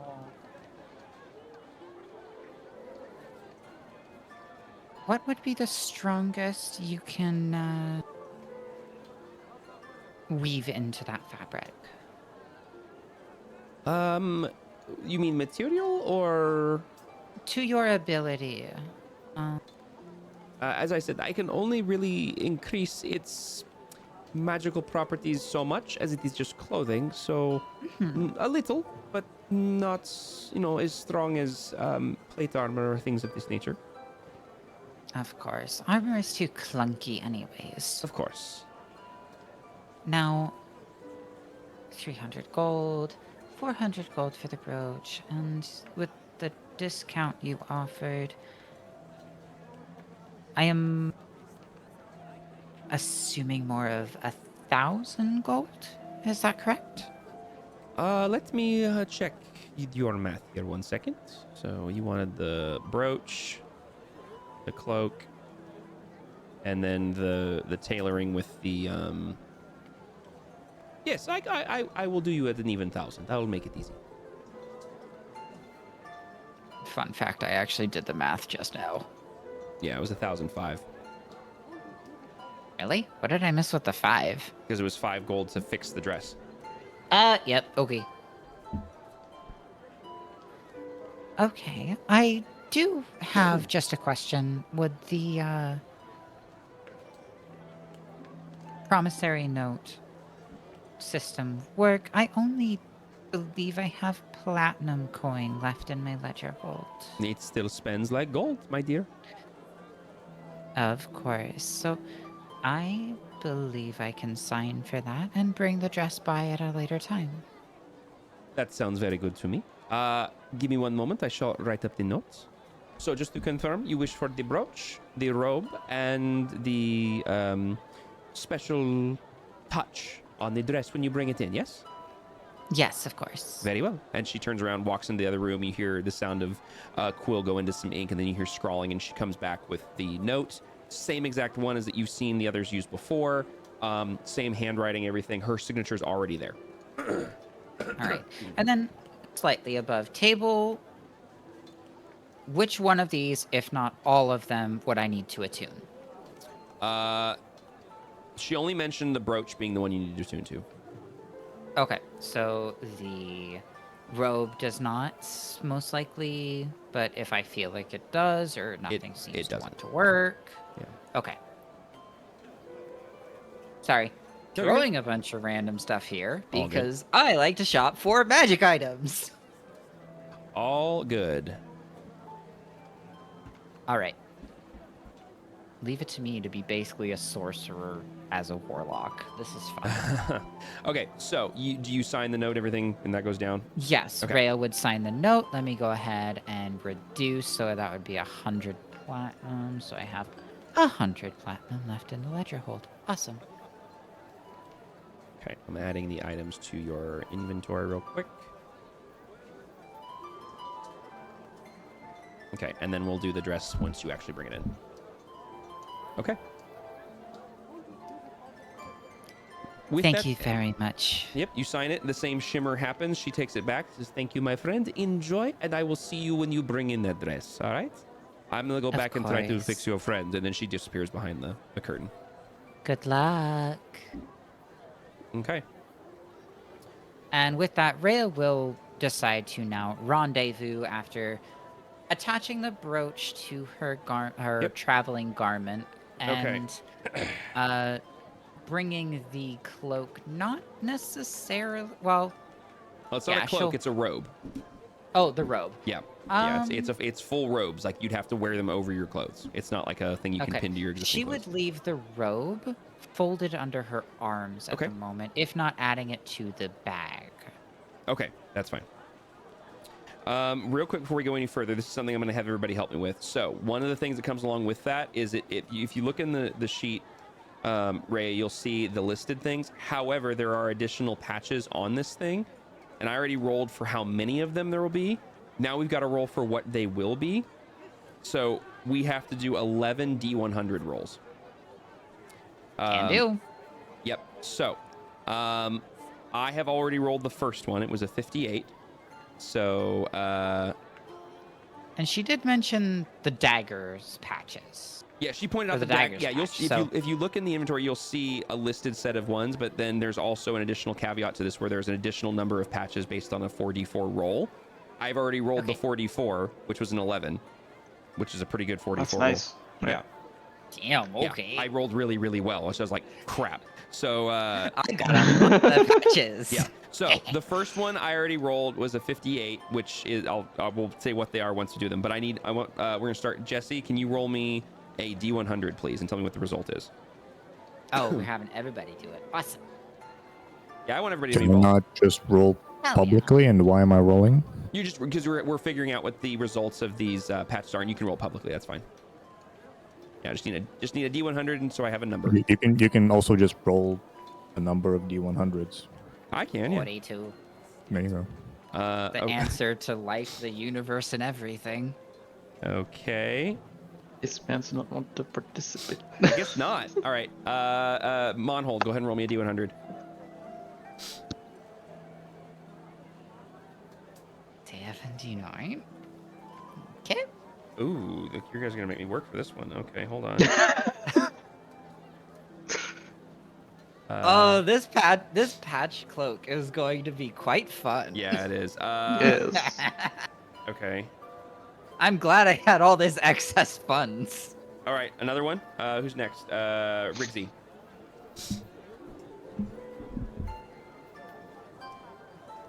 $25. What's funnier than 24? Jeez. I have way too many clips for this from references. And you're getting some good ones here. This is crazy. Uh-oh. Am I okay. breaking things? No, well, I don't know yet. Go ahead. It's your turn. Go ahead and roll me one. 1, 2, 3, All 4, right. 5. Yeah.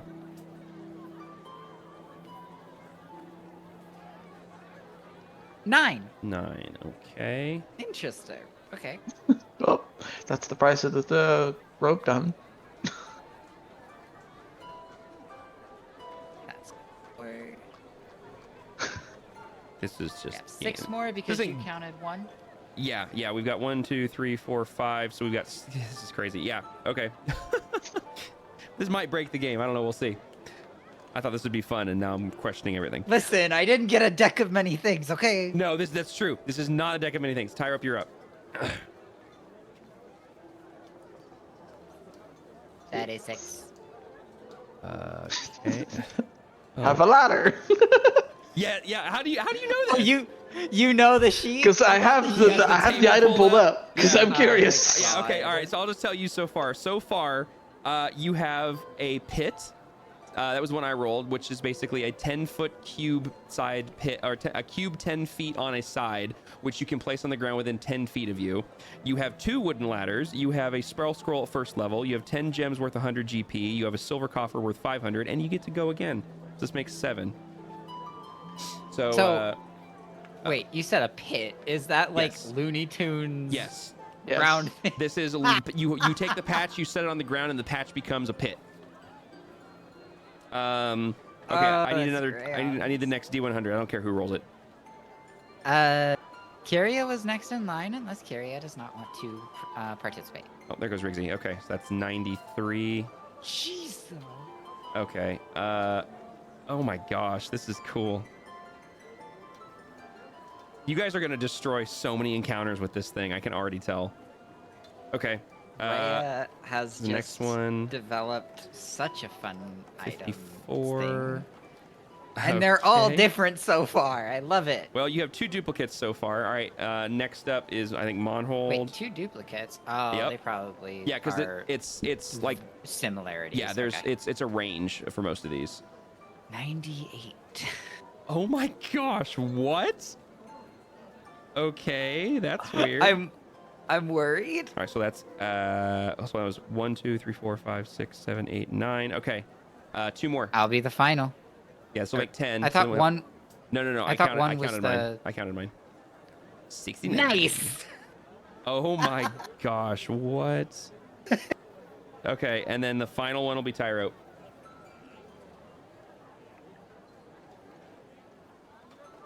Ooh, even 100. No, a perfect Wow, 100. What a night. Okay. All right, so Oh, getting that one duplicated isn't a bad thing.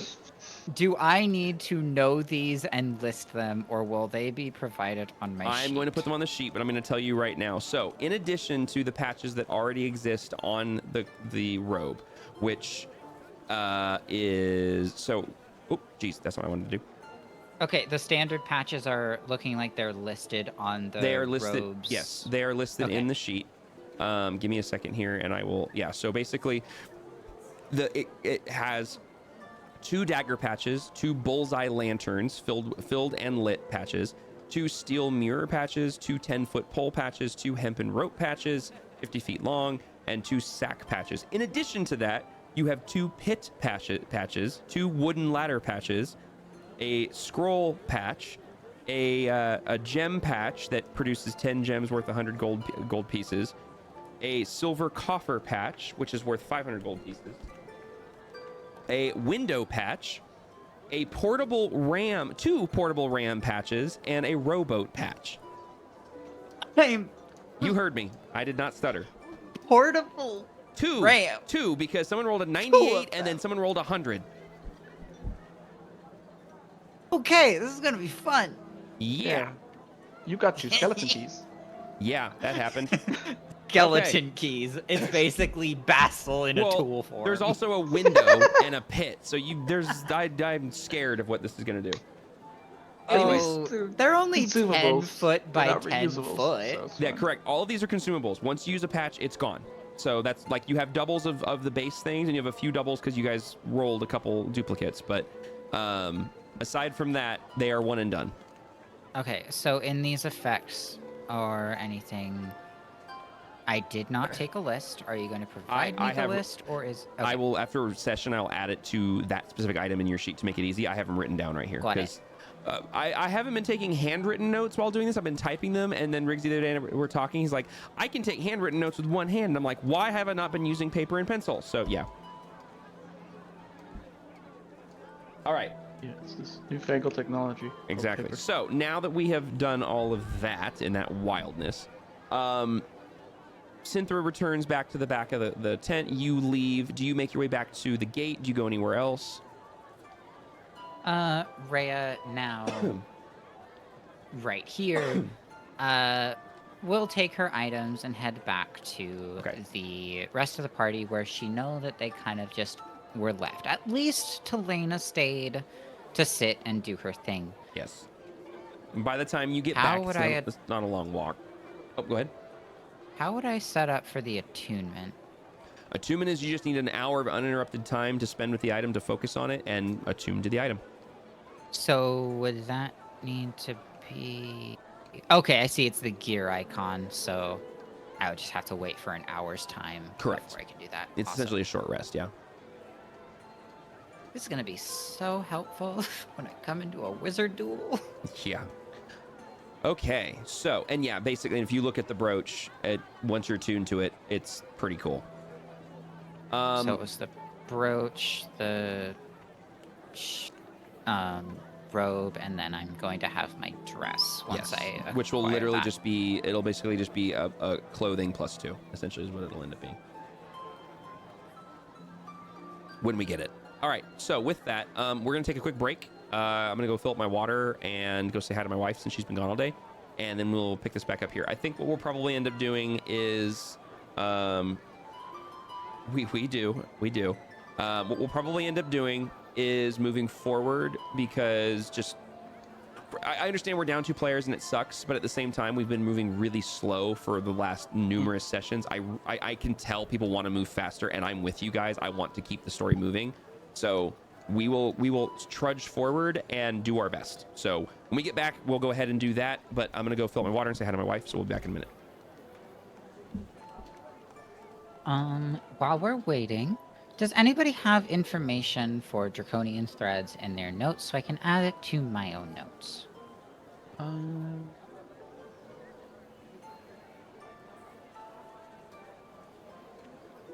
What? Why don't I have any notes? I thought I did.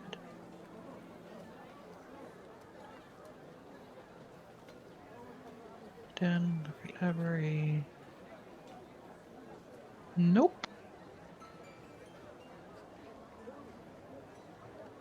Has Selena been there? Because I haven't written anything down about it. Talena stayed outside, I believe. Yeah, she's only been outside of it, so that's why I wouldn't have any notes. Because I only take notes on Rixie- things that Selena knows. Rixie, I know you were inside. Did you have any notes? No, I don't. Okay. I didn't know we were coming back, so I didn't take any notes the first time I was there. All right, here's a lesson about our crew. We like to go back to the same things that we've gone to before. Fair enough. Makes things It's slightly all easier about- on Neon as well. I It's all figured that about out that- very quickly when the library got brought up again, and I was like, "Yep, we're going back." It's all about that return on like customer retention kind of deal. We Yeah. provide for our community by buying locally and under the table in terms of Hellrea.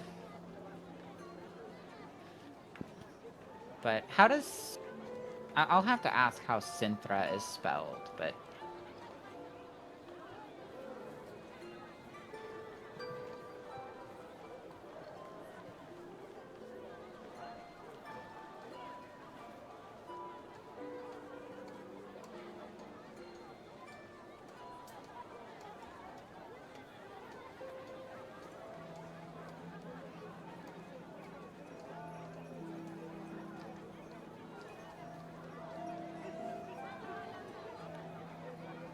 I do have that, and I just had SYNTHRA. I'm not sure if it's 100% correct. But I think that's back. how I spelled it as well. What's up? I'm looking for the how you spell Synthra. Ah, yes. One moment. It is SINTHRA. that was close. SIN. Yes, THRA. Okay. We had SYN. in Oh, our notes. I mean, I would. You know what? I would have accepted. That's more fantasy in my opinion. They're both fancy. My note for the longest time on that melon was Synthra, whole lot of woman. Okay. Yeah, I did great notes. Amazing note. All right. I have better notes outside of this, but yeah, my notes in Foundry are just generally hilarious. Incredible. All right. So, is everybody back that we have here? I have not left. Yes, I'm here. Obviously, I was just talking. I assumed, and obviously Melon's still here. We still have Grigor and Kiria.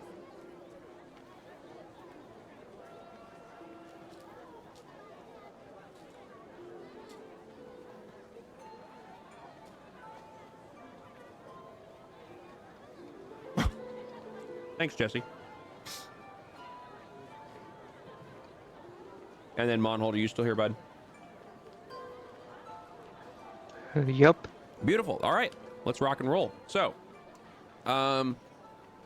we can do one of two things. I'm going to leave this to the table to decide because I kind of have a plan in my head for both. Dak can obviously hang out with the group and kind of wander where you guys wander. Tippy and Sean, we can either do one of two things. We can either jump over and assume that he has now been fitted with a suit and comes back out. And then next session, we will flash back to the encounter of Tippy attempting to help Synthra get Sean fitted for a tuxedo. Or we can leave them there. You guys can go off and do things and come back and collect them later. I will leave that for you guys to decide which you guys as a group would prefer to do. But either way, I'm good with it as a DM. Well, we can make it work. Good news. I have put in all the details that I can about these market stalls. Yay!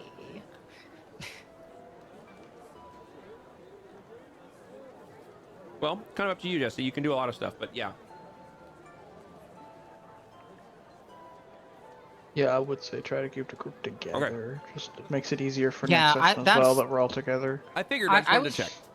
I was treating this as a shopping and downtime kind of session, or the last few anyways, because of the limitations Yes. of the party and everybody kind of being unavailable.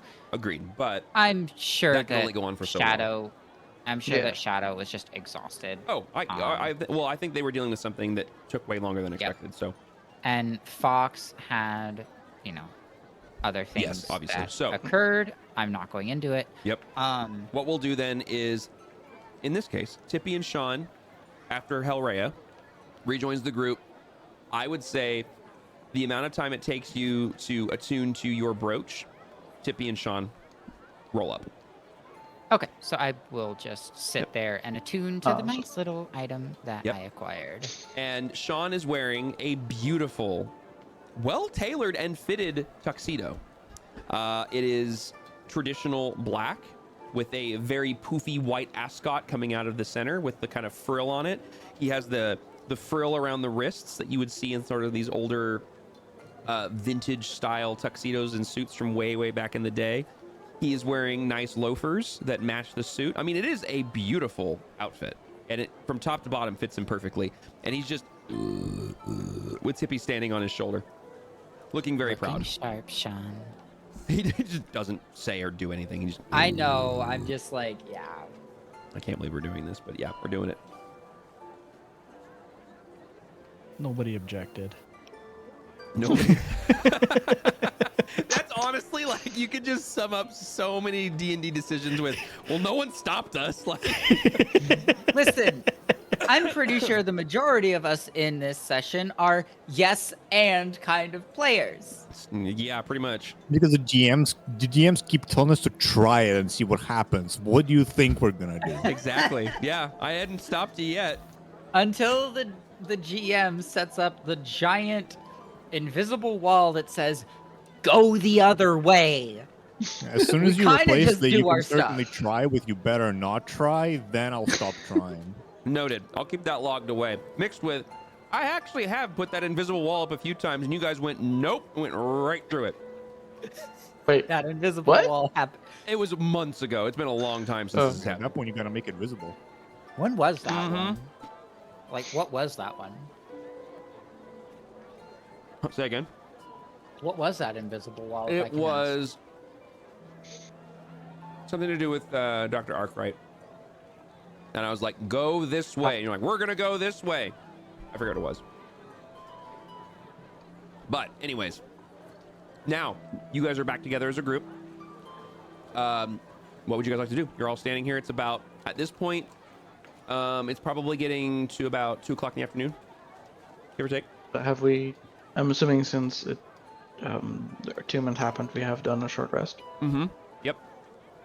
So We've done two Neato. yeah, anybody that needed a short rest who was not shopping gets one.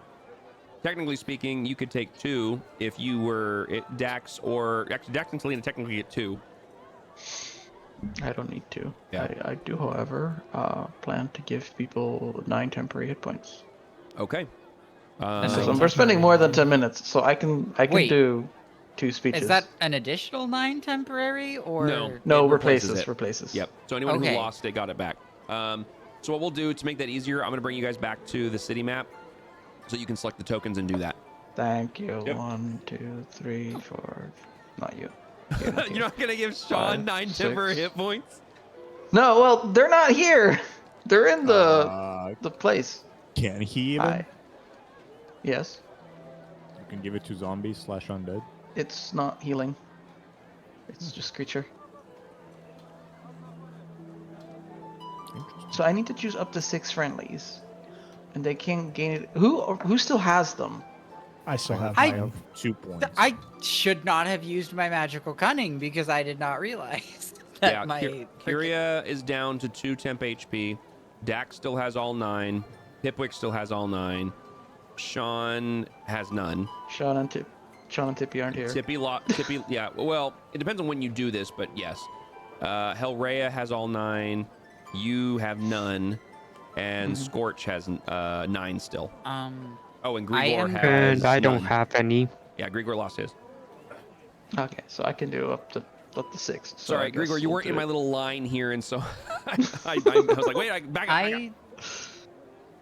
Is it okay if the mage armor during our short rest afterwards that Rhea just resets or Yeah, reapplies it, or does she have to wait for it to go out? No, you can re-up it. Okay. It requires a spell slot, doesn't it?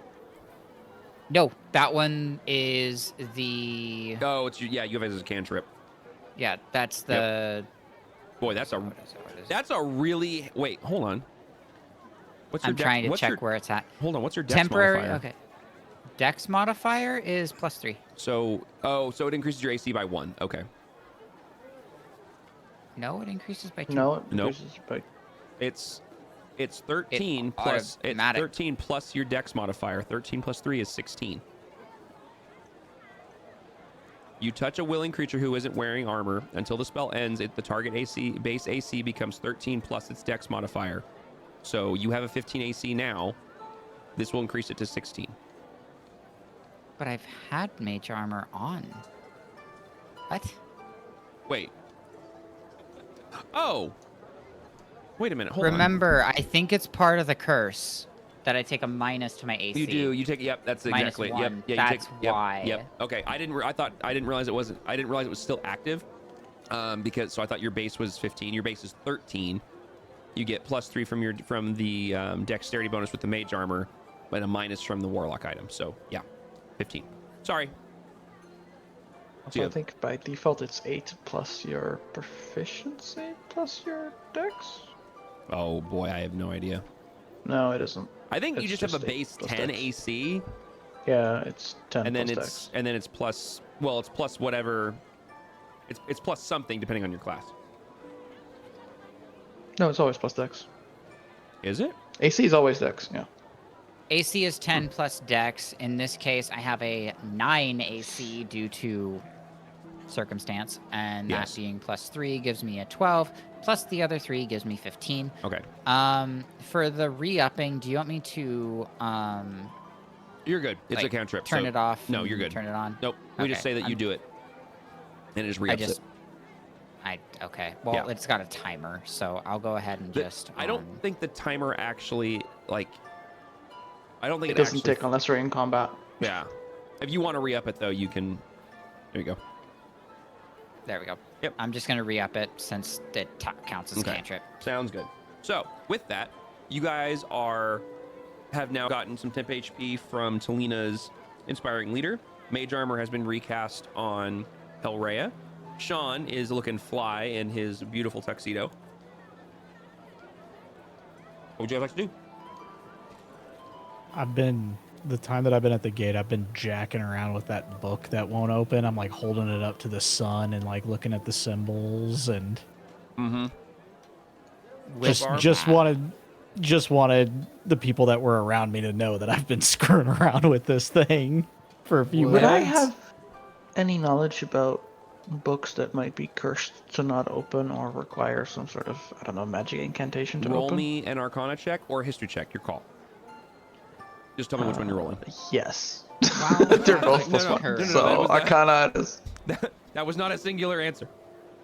I was gonna say, while that's occurring, could Rhea also have her own peek at the book, as if she'll approach Pipwick? So basically, What you got there? Pipwick, as you're fiddling with this, Talina, you're there for the longer time before Helrea rocks up. And you see him just fiddling with this book, holding up to the sun, moving it around in different shapes. Are you doing anything else to it, Pipwick, or are you just basically fiddling with it? I'm just fiddling with it. Okay. Yeah. With a 19, you can tell that he is incapable of opening the book. I mean, you know Pipwick's not obviously a barbarian, but you also know he's not a weakling either, and he cannot get this thing open. You see him attempt it multiple times, so he just kind of keeps turning it around and around and around. You do see the light catch the cover of the book a few times, and it kind of gives this weird shimmer-like effect on the emboss, like this, like I said, like the holographic look, which is unique, no lie. But it's clear that the book is locked. With a 19 on the Arcana check, it's pretty easy to tell this book is locked magically, because you do not see a clasp of any kind. Either this thing is not really a book, it's a box that looks like a book, or it's magically bound. You know that there are various incantations and spells that can be placed upon items and books to keep them locked or closed. Typically, you've seen it on things with keyholes, and you need some sort of a spell or special key to bypass that to open it. But with a book, it probably, what you would know with a 19 is it probably has some sort of either passphrase or word or it's like person, touch, presence sensitive. One of those two.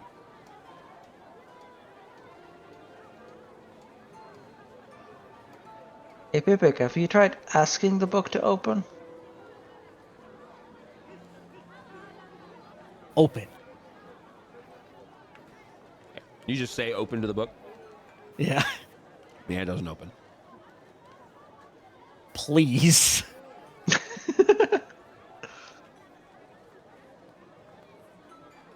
I tried now, it didn't work. Fair enough.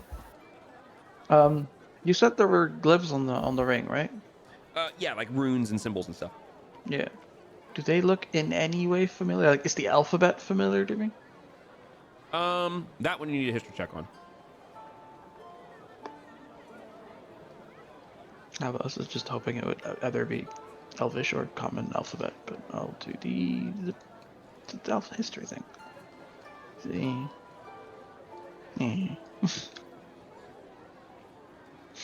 Yeah, Probably not. No, yeah, you don't recognize these. I mean, you recognize that it's some sort of written language, but it looks very, very, very old.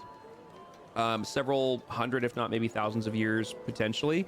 It's definitely not Elven or Drow that you're familiar with anyways. It definitely has a very heavy inclination of like connection to the arcane. And it looks kind of similar to like, because tying back into your Arcana check, it looks kind of similar to when you see runes and sigils written out for the purpose of casting spells, but different somehow. So they're magic runes, not language runes. Say again, I'm sorry? So they're more like magic runes and not like alphabetical letters in whatever alphabet. The styling gives off the similarity to arcane runes and symbols, but they don't match any that you're familiar with, so they could potentially be an alphabet of some kind, that would have maybe been at least similar to those symbols. Sure.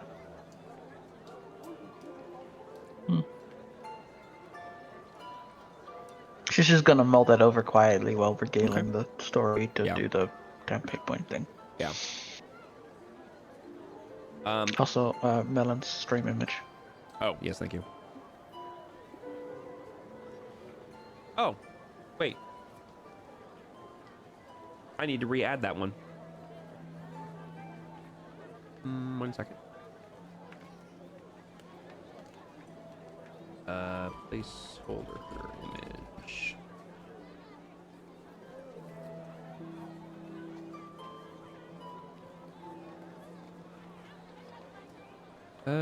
Yeah, I had all these originally, and then I had to rebuild everything, and I lost it, so I'm having to do them one by one. No worries. Yes, one by one. So since Hellraya is not, since Melon is gone and Hellraya would have asked a question, unfortunately, right before that, we will say that, well, she's back, but we'll say she doesn't see the book yet.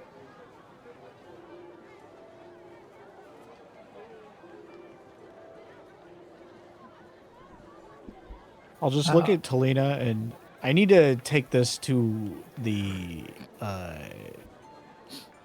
library for my new friend. Mm-hmm. New friend. Yeah, he sold me books. He sure did. Well, I didn't buy this book. By this book, you mean the one that isn't opening, right? Yes, yeah. Okay. I see. He sold you a book that doesn't open, and given how much you've been struggling, didn't tell you how to open it either. I don't think he knows how to open it. And you paid for it? No, you didn't pay for that one. Wait, which books did you pay for then? I like put that book in my bag and then take out the other two, and I'm like, I got a book that is about speeches, And public speaking, As you're talking about this, Hellraya walks up, by the way, and she's listening. and I've got a book on alphabets. I see. As he shows you these two books, The one on alphabets is it has like all of a sudden you're like, oh, those are arcane symbols and runes. Like as soon as you see it, you're like, oh, okay, this is literally like the basics of writing runes and symbols. Gotcha. The other one is it looks like a very nice, just like historical book.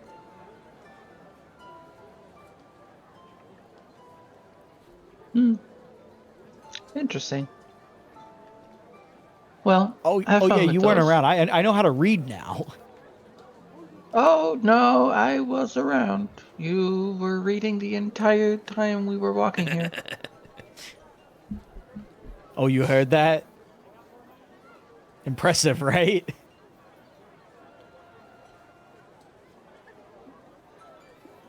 One could say so. Yes, very impressive. You can tell she's sarcastic. I will leave that to Riggsy if he wants to use his passive insight or if he wants to roll for that.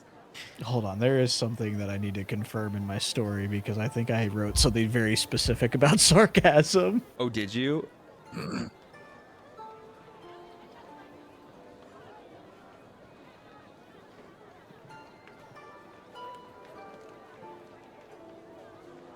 Yes, I did. Oh no. I do pick up on your sarcasm.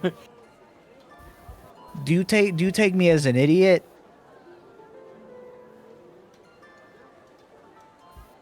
He just goes quiet, but gives you that face of that obvious, huh? Don't try and use your liar's tongue with me. We were just beginning to trust each other.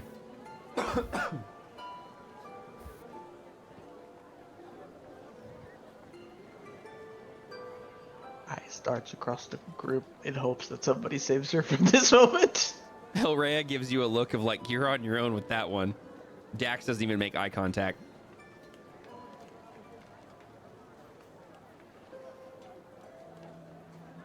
So, to the library then.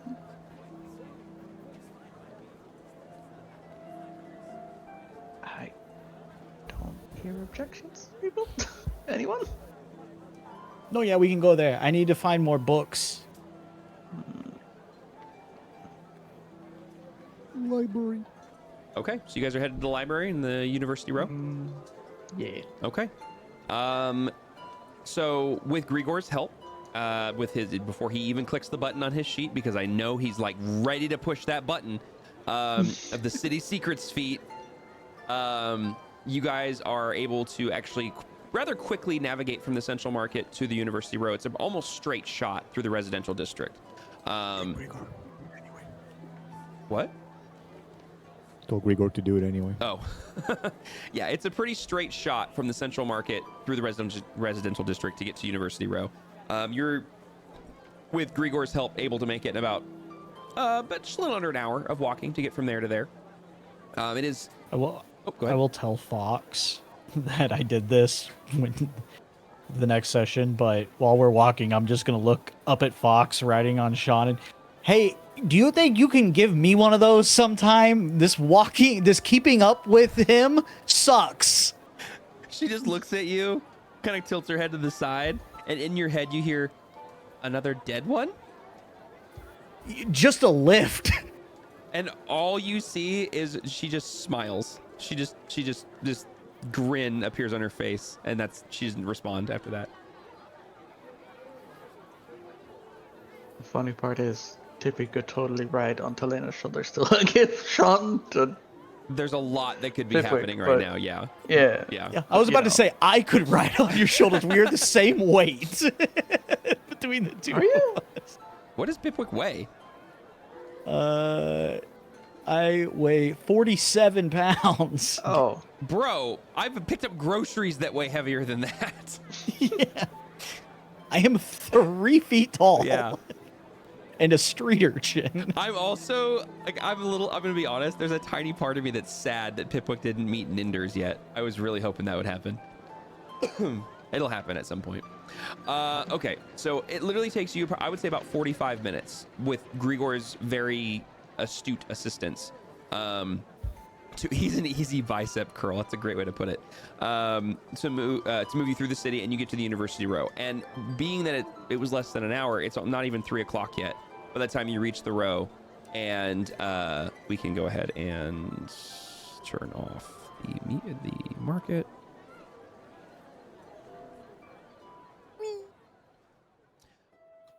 So you make it to the University Row. The school, as you can tell at this point of the day, you don't see a lot of students milling about. So it's clear that they are probably still in session. But what? Oh, I hit the wrong button. It's not nighttime. Ah, What button did you hit? that's what I wanted. Audio. There we go. But yeah, sorry. The school is still in session, so the university looks like there's not a lot of students milling about. You don't see a lot of people on the streets like you do in between classes, but you do see a few students coming and going out of the library, and it appears that it is still open.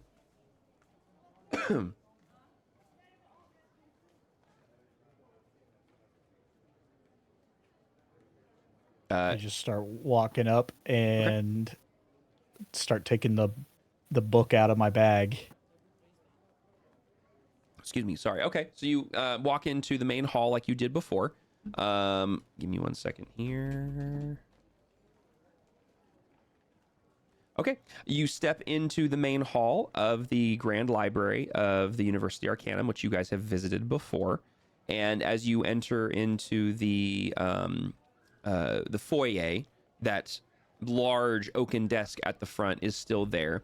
And the librarian that you've met before is sitting behind the desk, and you can see her her head kind of tilted down as she's working on something. I'm just gonna kind of stick a hand over the top of the counter. Hello, me again. She looks up. Yes. Oh, it's Hi. you. Yes. Welcome back. What can I do for you? I promise you I'm on my best behavior. I made a promise to my friends, but my new friend, Mr. Nimble Quill, he gave me this book and was hoping that, kind of a two-parter, that you could help appraise it and also maybe know how to open it. She kind of slides her glasses up that had slid down her nose a little bit, slides them back up. And as she stands, you're reminded, one, that she's a little bit taller than you had remembered. But she has her horns kind of pulled back, and they kind of like poke out of her hair a little bit, kind of catch the light. Nimble Quill. Yes, the books, the book salesman in the market. Yes. Yeah, that's him. Yes. Let me see it. And she holds her hand out. I slide the book over the top She of reaches, the counter into her hands. reaches forward, grabs it, spins it around, picks it up. Interesting. This will take me some time to deduce how it is this would be opened. It could be a number of methods. Did he need this back by a certain date, or was this just in handing it over until we complete it? No, I'm an interested buyer, and so he said that he didn't really have a price because it hasn't been appraised, but Understood. he told me to take it up here. Very well. Well, this will take me some time. Are you going to peruse the library and wish to wait, or are you dropping this off and coming to collect it at a later time? How much time are we talking? Because I am interested in a couple books that maybe you could point me to. Quite honestly, my little friend, I have no way of telling you how long it would be because I don't know how to open it. It could be trapped. It could be a locking word in another language that I'm unfamiliar with. I'm not familiar with these runes on the front, quite per se. They look rather old. I'm guessing at least 1,000 years old, at least. And I am not that old, despite how it may look. So it may take me some time to uncover this little mystery you've handed me, but I do enjoy a good puzzle. So my advice, with it being the lateness of the hour that it is, would be to leave it with me. I will do my due diligence and should have answers, hopefully. Don't mean to toot my own horn, but I believe I should be able to have this cracked by tomorrow. So if you wish to peruse the library in the next couple of hours before we close, you're welcome to. Otherwise, I will. I probably around noon tomorrow. If you want to meet me here, we can see if I've made any progress. Sounds good. So, can you point me? Maybe I'm looking for 2 books specifically. All right. I'm well, not 2 books specifically, 2 topics, and then you can point me to the books. You know what I mean. Understood. Yes. Yes. I'm looking for books on the art of disguise and illusion magic, and then if you have any books on Maglubiet. Maglabiet, the goblin deity. Yes. Yes, that's it. That's it. Hmm. Well, yes, we do have tomes on both of those subjects. One moment, and she sits back down, and she did the same thing she did before. She reaches her hand over, and you watch as the Rolodex-like looking thing just starts spinning violently until she gets over to it, and by the time her hand reaches it, it stops, and she pulls a card out. She hands it over to you, says, "This section should have everything you need in the terms of illusion magic. Ranging from the simple and introductory up into the more advanced levels of illusion magic." And you said Maglabiet, yes. And she does the same thing, reaches her hand over, it starts to spin. By the time her hand gets there, it stops, pulls out another card, hands it over, says, "We have a fair amount of historical records on the deities of Alarion. Maglabiet, I believe, should be in there. I can't promise anything due to the fact that there is very little in the way of written, recorded history of a minor deity. So, best of luck." Thank you. I really appreciate it. Of course. And then she stands up, takes the book, says, "I am going to work on this. If you need anything, respectfully, give us a shout." And she nods a little bit to you and the group, and unless there was anything else. And she looks to the rest of the group. Was there anything else? Oh, shit. One more thing. Do you have books on lasers? What? Lasers? What is a laser? A beam of light that travels very fast until it impacts with an object. Magic. You were speaking of magic, yes? Yeah, specifically very hard-hitting projectile magic that 2 of my friends enjoy using repetitively, and I'm kind of jealous about it. I'm now connecting what you're talking about. I didn't connect until right this moment. You're talking about Eldritch Blast, aren't you? Well, I'm talking about what I was talking to you about earlier. No, I know, but like I'm connecting now. Yes, what yes, he's yes. describing, and I'm that's hilarious Yes. that the 2 warlocks aren't here. Well, there are many forms of magic that produce force of that nature. I don't know anything about these lasers that you speak of, but there are various spells and powers that can be ascribed to that sort of description. I'm not sure. Well, she reaches over and she pulls another card. There's different forms of projectile-based magic in these sort of books, and she gives you another section to look into. Okay. And she looks very like, I don't know how to help this guy. Like, I have that effect on people. gee. But then she looks up to the rest of you guys, and I would have bet money that Dax probably would have lingered outside, and Sean and Tippy would probably be with you guys. But do any of you require any assistance here with the books or anything you're looking for?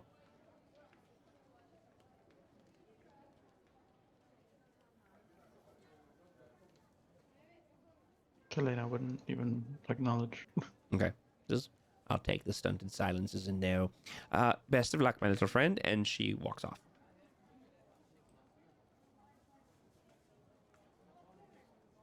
All right, I start going to whatever section is closest. Okay. So essentially, for the sake of brevity and the sake of my brain, you have been given 3 different records. To make this very easy on Yeah. you, because my character can't 100% read. Uh-huh. I am going to these sections and picking random books, and you can tell me what they are. I love it. Okay, so the 3 sections, you are able to deduce the sections. You obviously, while you can't read words, you can make out letters and sounds and things like that. So you're able to make your way. Especially if it's in like Goblin, yeah, I would know it pretty well. Now, so for the first 2 that we'll tackle would be the illusion and the projectile magic. Basically, the illusion magic, you just basically go in and you grab 3 books from these different shelves in this particular row. I don't have anything right this exact second, but you have 3 books that don't have any written thing on the covers right away, but that you feel your gut tells you this is what you should be grabbing.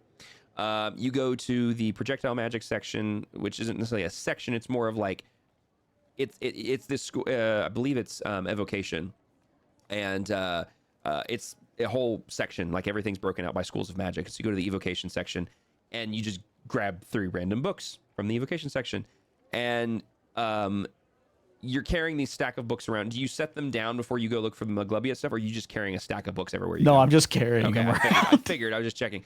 So you awkward like not Benny Hill, but like just do music as you're kind of moving through the library, trying to navigate your way around. You finally find this section that she's given you for records or historical records on the deities of Alarion. And for this section, you don't like, you just see a bunch of books. Obviously, it's pretty decently large section, but what she had said about having very limited records on minor deities, it makes sense because you don't see anything that's in Goblin. You don't see anything that even comes close to Goblin-esque. You, however, do see one book that is tucked into a smattering of other books that are even larger than it. And there's nothing written on it in Goblin. But the way it's bound looks like something that a goblin would make. It looks like uncured raw hide that was used to bind the book, like the leather, and then the spine and everything like that looks to be very simple. Like someone took some rather heavy duty sticks to make it, and then used like very heavy cord or twine or something to stitch it together. Very good simple. enough. Yeah, exactly. Like it just goes. Grabbing that one. This looks like not what you'd find. You grab that. You take your stack down to one of the central tables in the middle of the library, where at this point the rest of your group's kind of just waiting for you. You set all the books down, and as you scan across the books, in the illusion magic ones, the first one that you grabbed was like advanced illusion magic that like even some wizards struggle to comprehend on how to get these spells to work. You do not like it's beyond reading Greek. Like even trying to attempt to read it doesn't make a lick of sense. Like it's like I understand some of these words, kind of. The other 2 are more basic in their nature, and they really are just kind of instructional guides on how to cast a varying range of different illusion spells and how illusion magic works and how it really is. But it's not really so much doing something, but more tricking people, and how it really comes down to manipulating the natural world through the weave to deceive and to trick and to allow the perception of something to be manipulated. It's not so much like creating things as it is changing the world around you. So those ones, like you kind of glance at, and obviously we'll see how much little Pipwick can read here in a minute. The other section of books you grabbed for evocation, you grabbed one that is literally just an entire book of spell scrolls that are permanently affixed to this book. Like this looks like it used to be some sort of maybe wizard's tome, or that has long since deceased, and this is like a record of it, and it's a bunch of crazy high level spells that you do not understand. Like for reference above table, like we're talking like meteor swarm and fireball and stuff like that, which a goblin bard is like, this looks cool, don't know what this means. But you do see one in there that kind of explains projectile magic and like the the powerful magic forces that evocation magic can produce, and what it can potentially do. That all said, let's see how much of this Pipwick can actually understand and read. This is when I roll a fucking 1. Yeah. I'm telling you. So this needs to be a intelligence. Yeah, just intelligence check to see how much of this you can comprehend and you can read. Excuse me. It's not a 1. I'm using my inspiration. Go for it. Watch it be worse. That is definitely not worse. That is objectively better. Okay. With a 17, you, out of all of the books that you found, you were able to perceive the ones that do not help you. And basically, of the 6 that you grabbed from the 2 magic sections, 4 of them are useless to you. They are either way above your head or not what you're looking for. 1 from the illusion magic school, explaining illusion magic, helps you better understand your abilities within magical illusory magic abilities. Oh wait, what was that? Sorry. Man rolls double crits on detect hidden ally for funsies and uses inspo on read book. Rixie wins RP for tonight. I agree with this statement. So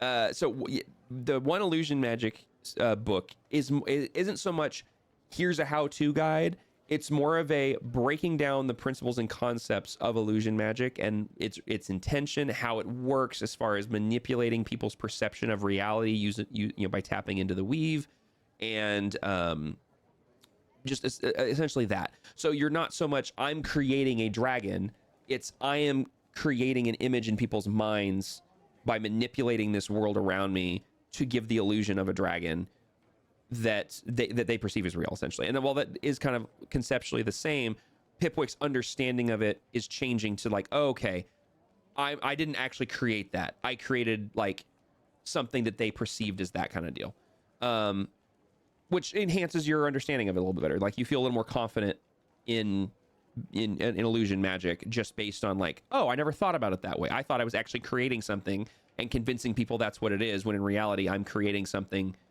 in their minds that they believe is there. With the evocation magic book, the one that you feel is beneficial to you is the closest that you found to the lightning or the laser beams that shot out of your friend's hands is explaining basically Eldritch Blast. It's explaining this powerful cantrip level spell that various magic practitioners throughout the realms have used, and basically is just extremely powerful force damage. And for purposes of in-character discussion, very powerful magical beams of I wouldn't say eldritch power, but just magical power that actually tangibly does, it like hits. Like when you hear these things hit, you hear a thud. Like it's not like the other spells that don't really do that. So kind of giving you a little bit of understanding of what these spells are that they're doing, but you're also kind of learning, I don't know if I can actually do that. Like it doesn't look like it's something that I can learn, but I'm not really sure how Pip could fully understand that, to be honest with you, but we can talk about that. Last but not least, this is different. The book that you find that after like setting on a table very much looks like a book you'd see in a goblin like society. And as you open it, it is written in goblin. You can read it perfectly. You don't have to worry about trying to understand common or any sort of stuff. It reads perfectly. I'm not going to make you roll for it. You understand this language. You read it perfectly. It is literally it is a biographical account, supposedly, of what is believed to be the commonly accepted origin of the now known deity of Maglubiet. And essentially what this breaks down to, for brevity's sake, is the story that Maglubiet was never originally one of the prime deities or the betrayer deities. The 12 on each side, the 24 original gods and goddesses were it.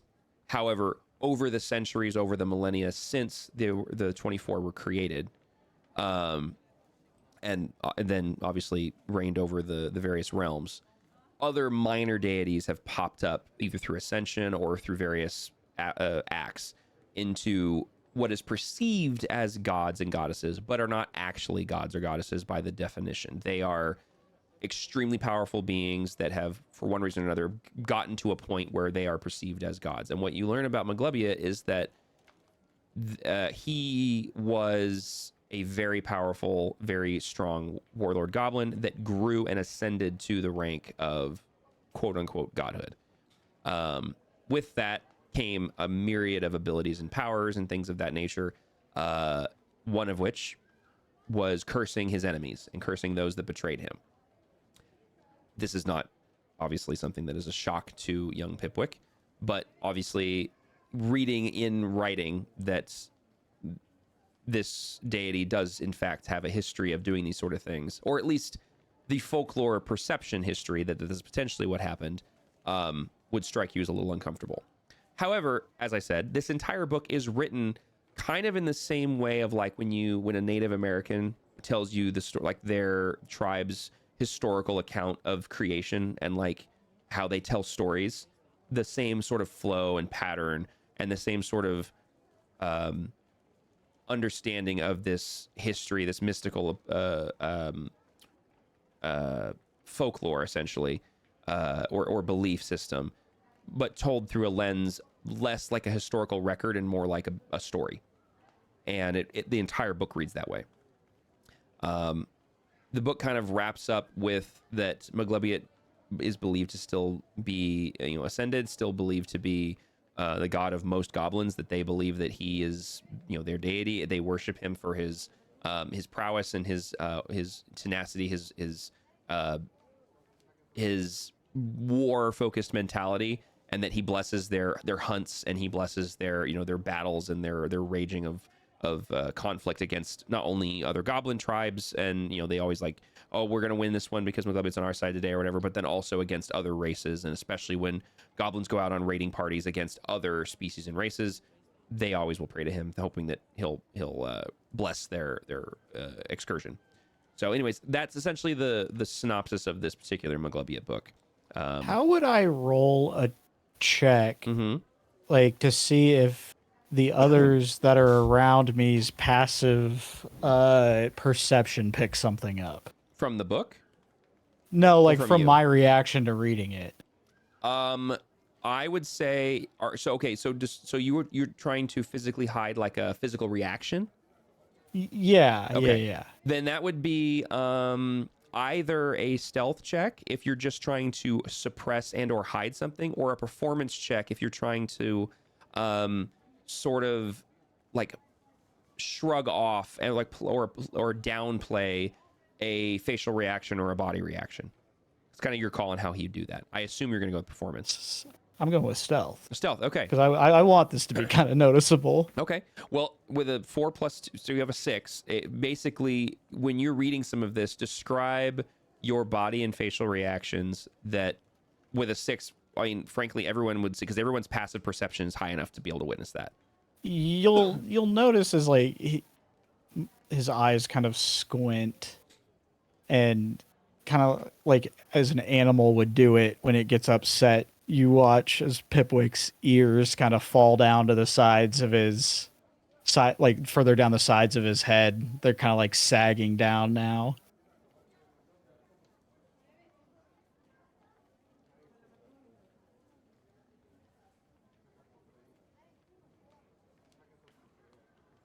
I would say, sorry, I'm yawning too.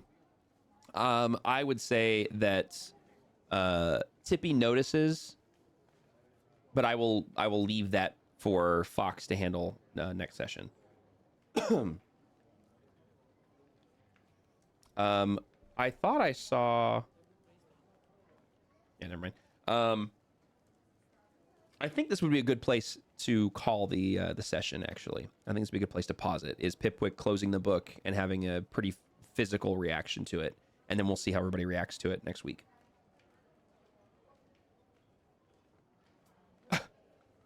Sounds good good to me. Yep. Cool. Okay. Yeah, we had players kind of drop like flies tonight, and that's okay. It happens. But I think I definitely want to start pushing for us to just keep playing a little bit longer every night because we haven't even hit 3 hours, and it's definitely getting. I know Yeah. it's late for you and whatnot, but Well, the thing is, it's coming to 6 a.m. here. yeah, So if you want to play longer, we need to start getting started I agree. at 7. I agree, and I think we need to start pushing for that because I definitely Because we used to start at 1 a.m. my time, and it's not 2 a.m. my time that we Yes. start. Correct, and that is obviously an issue.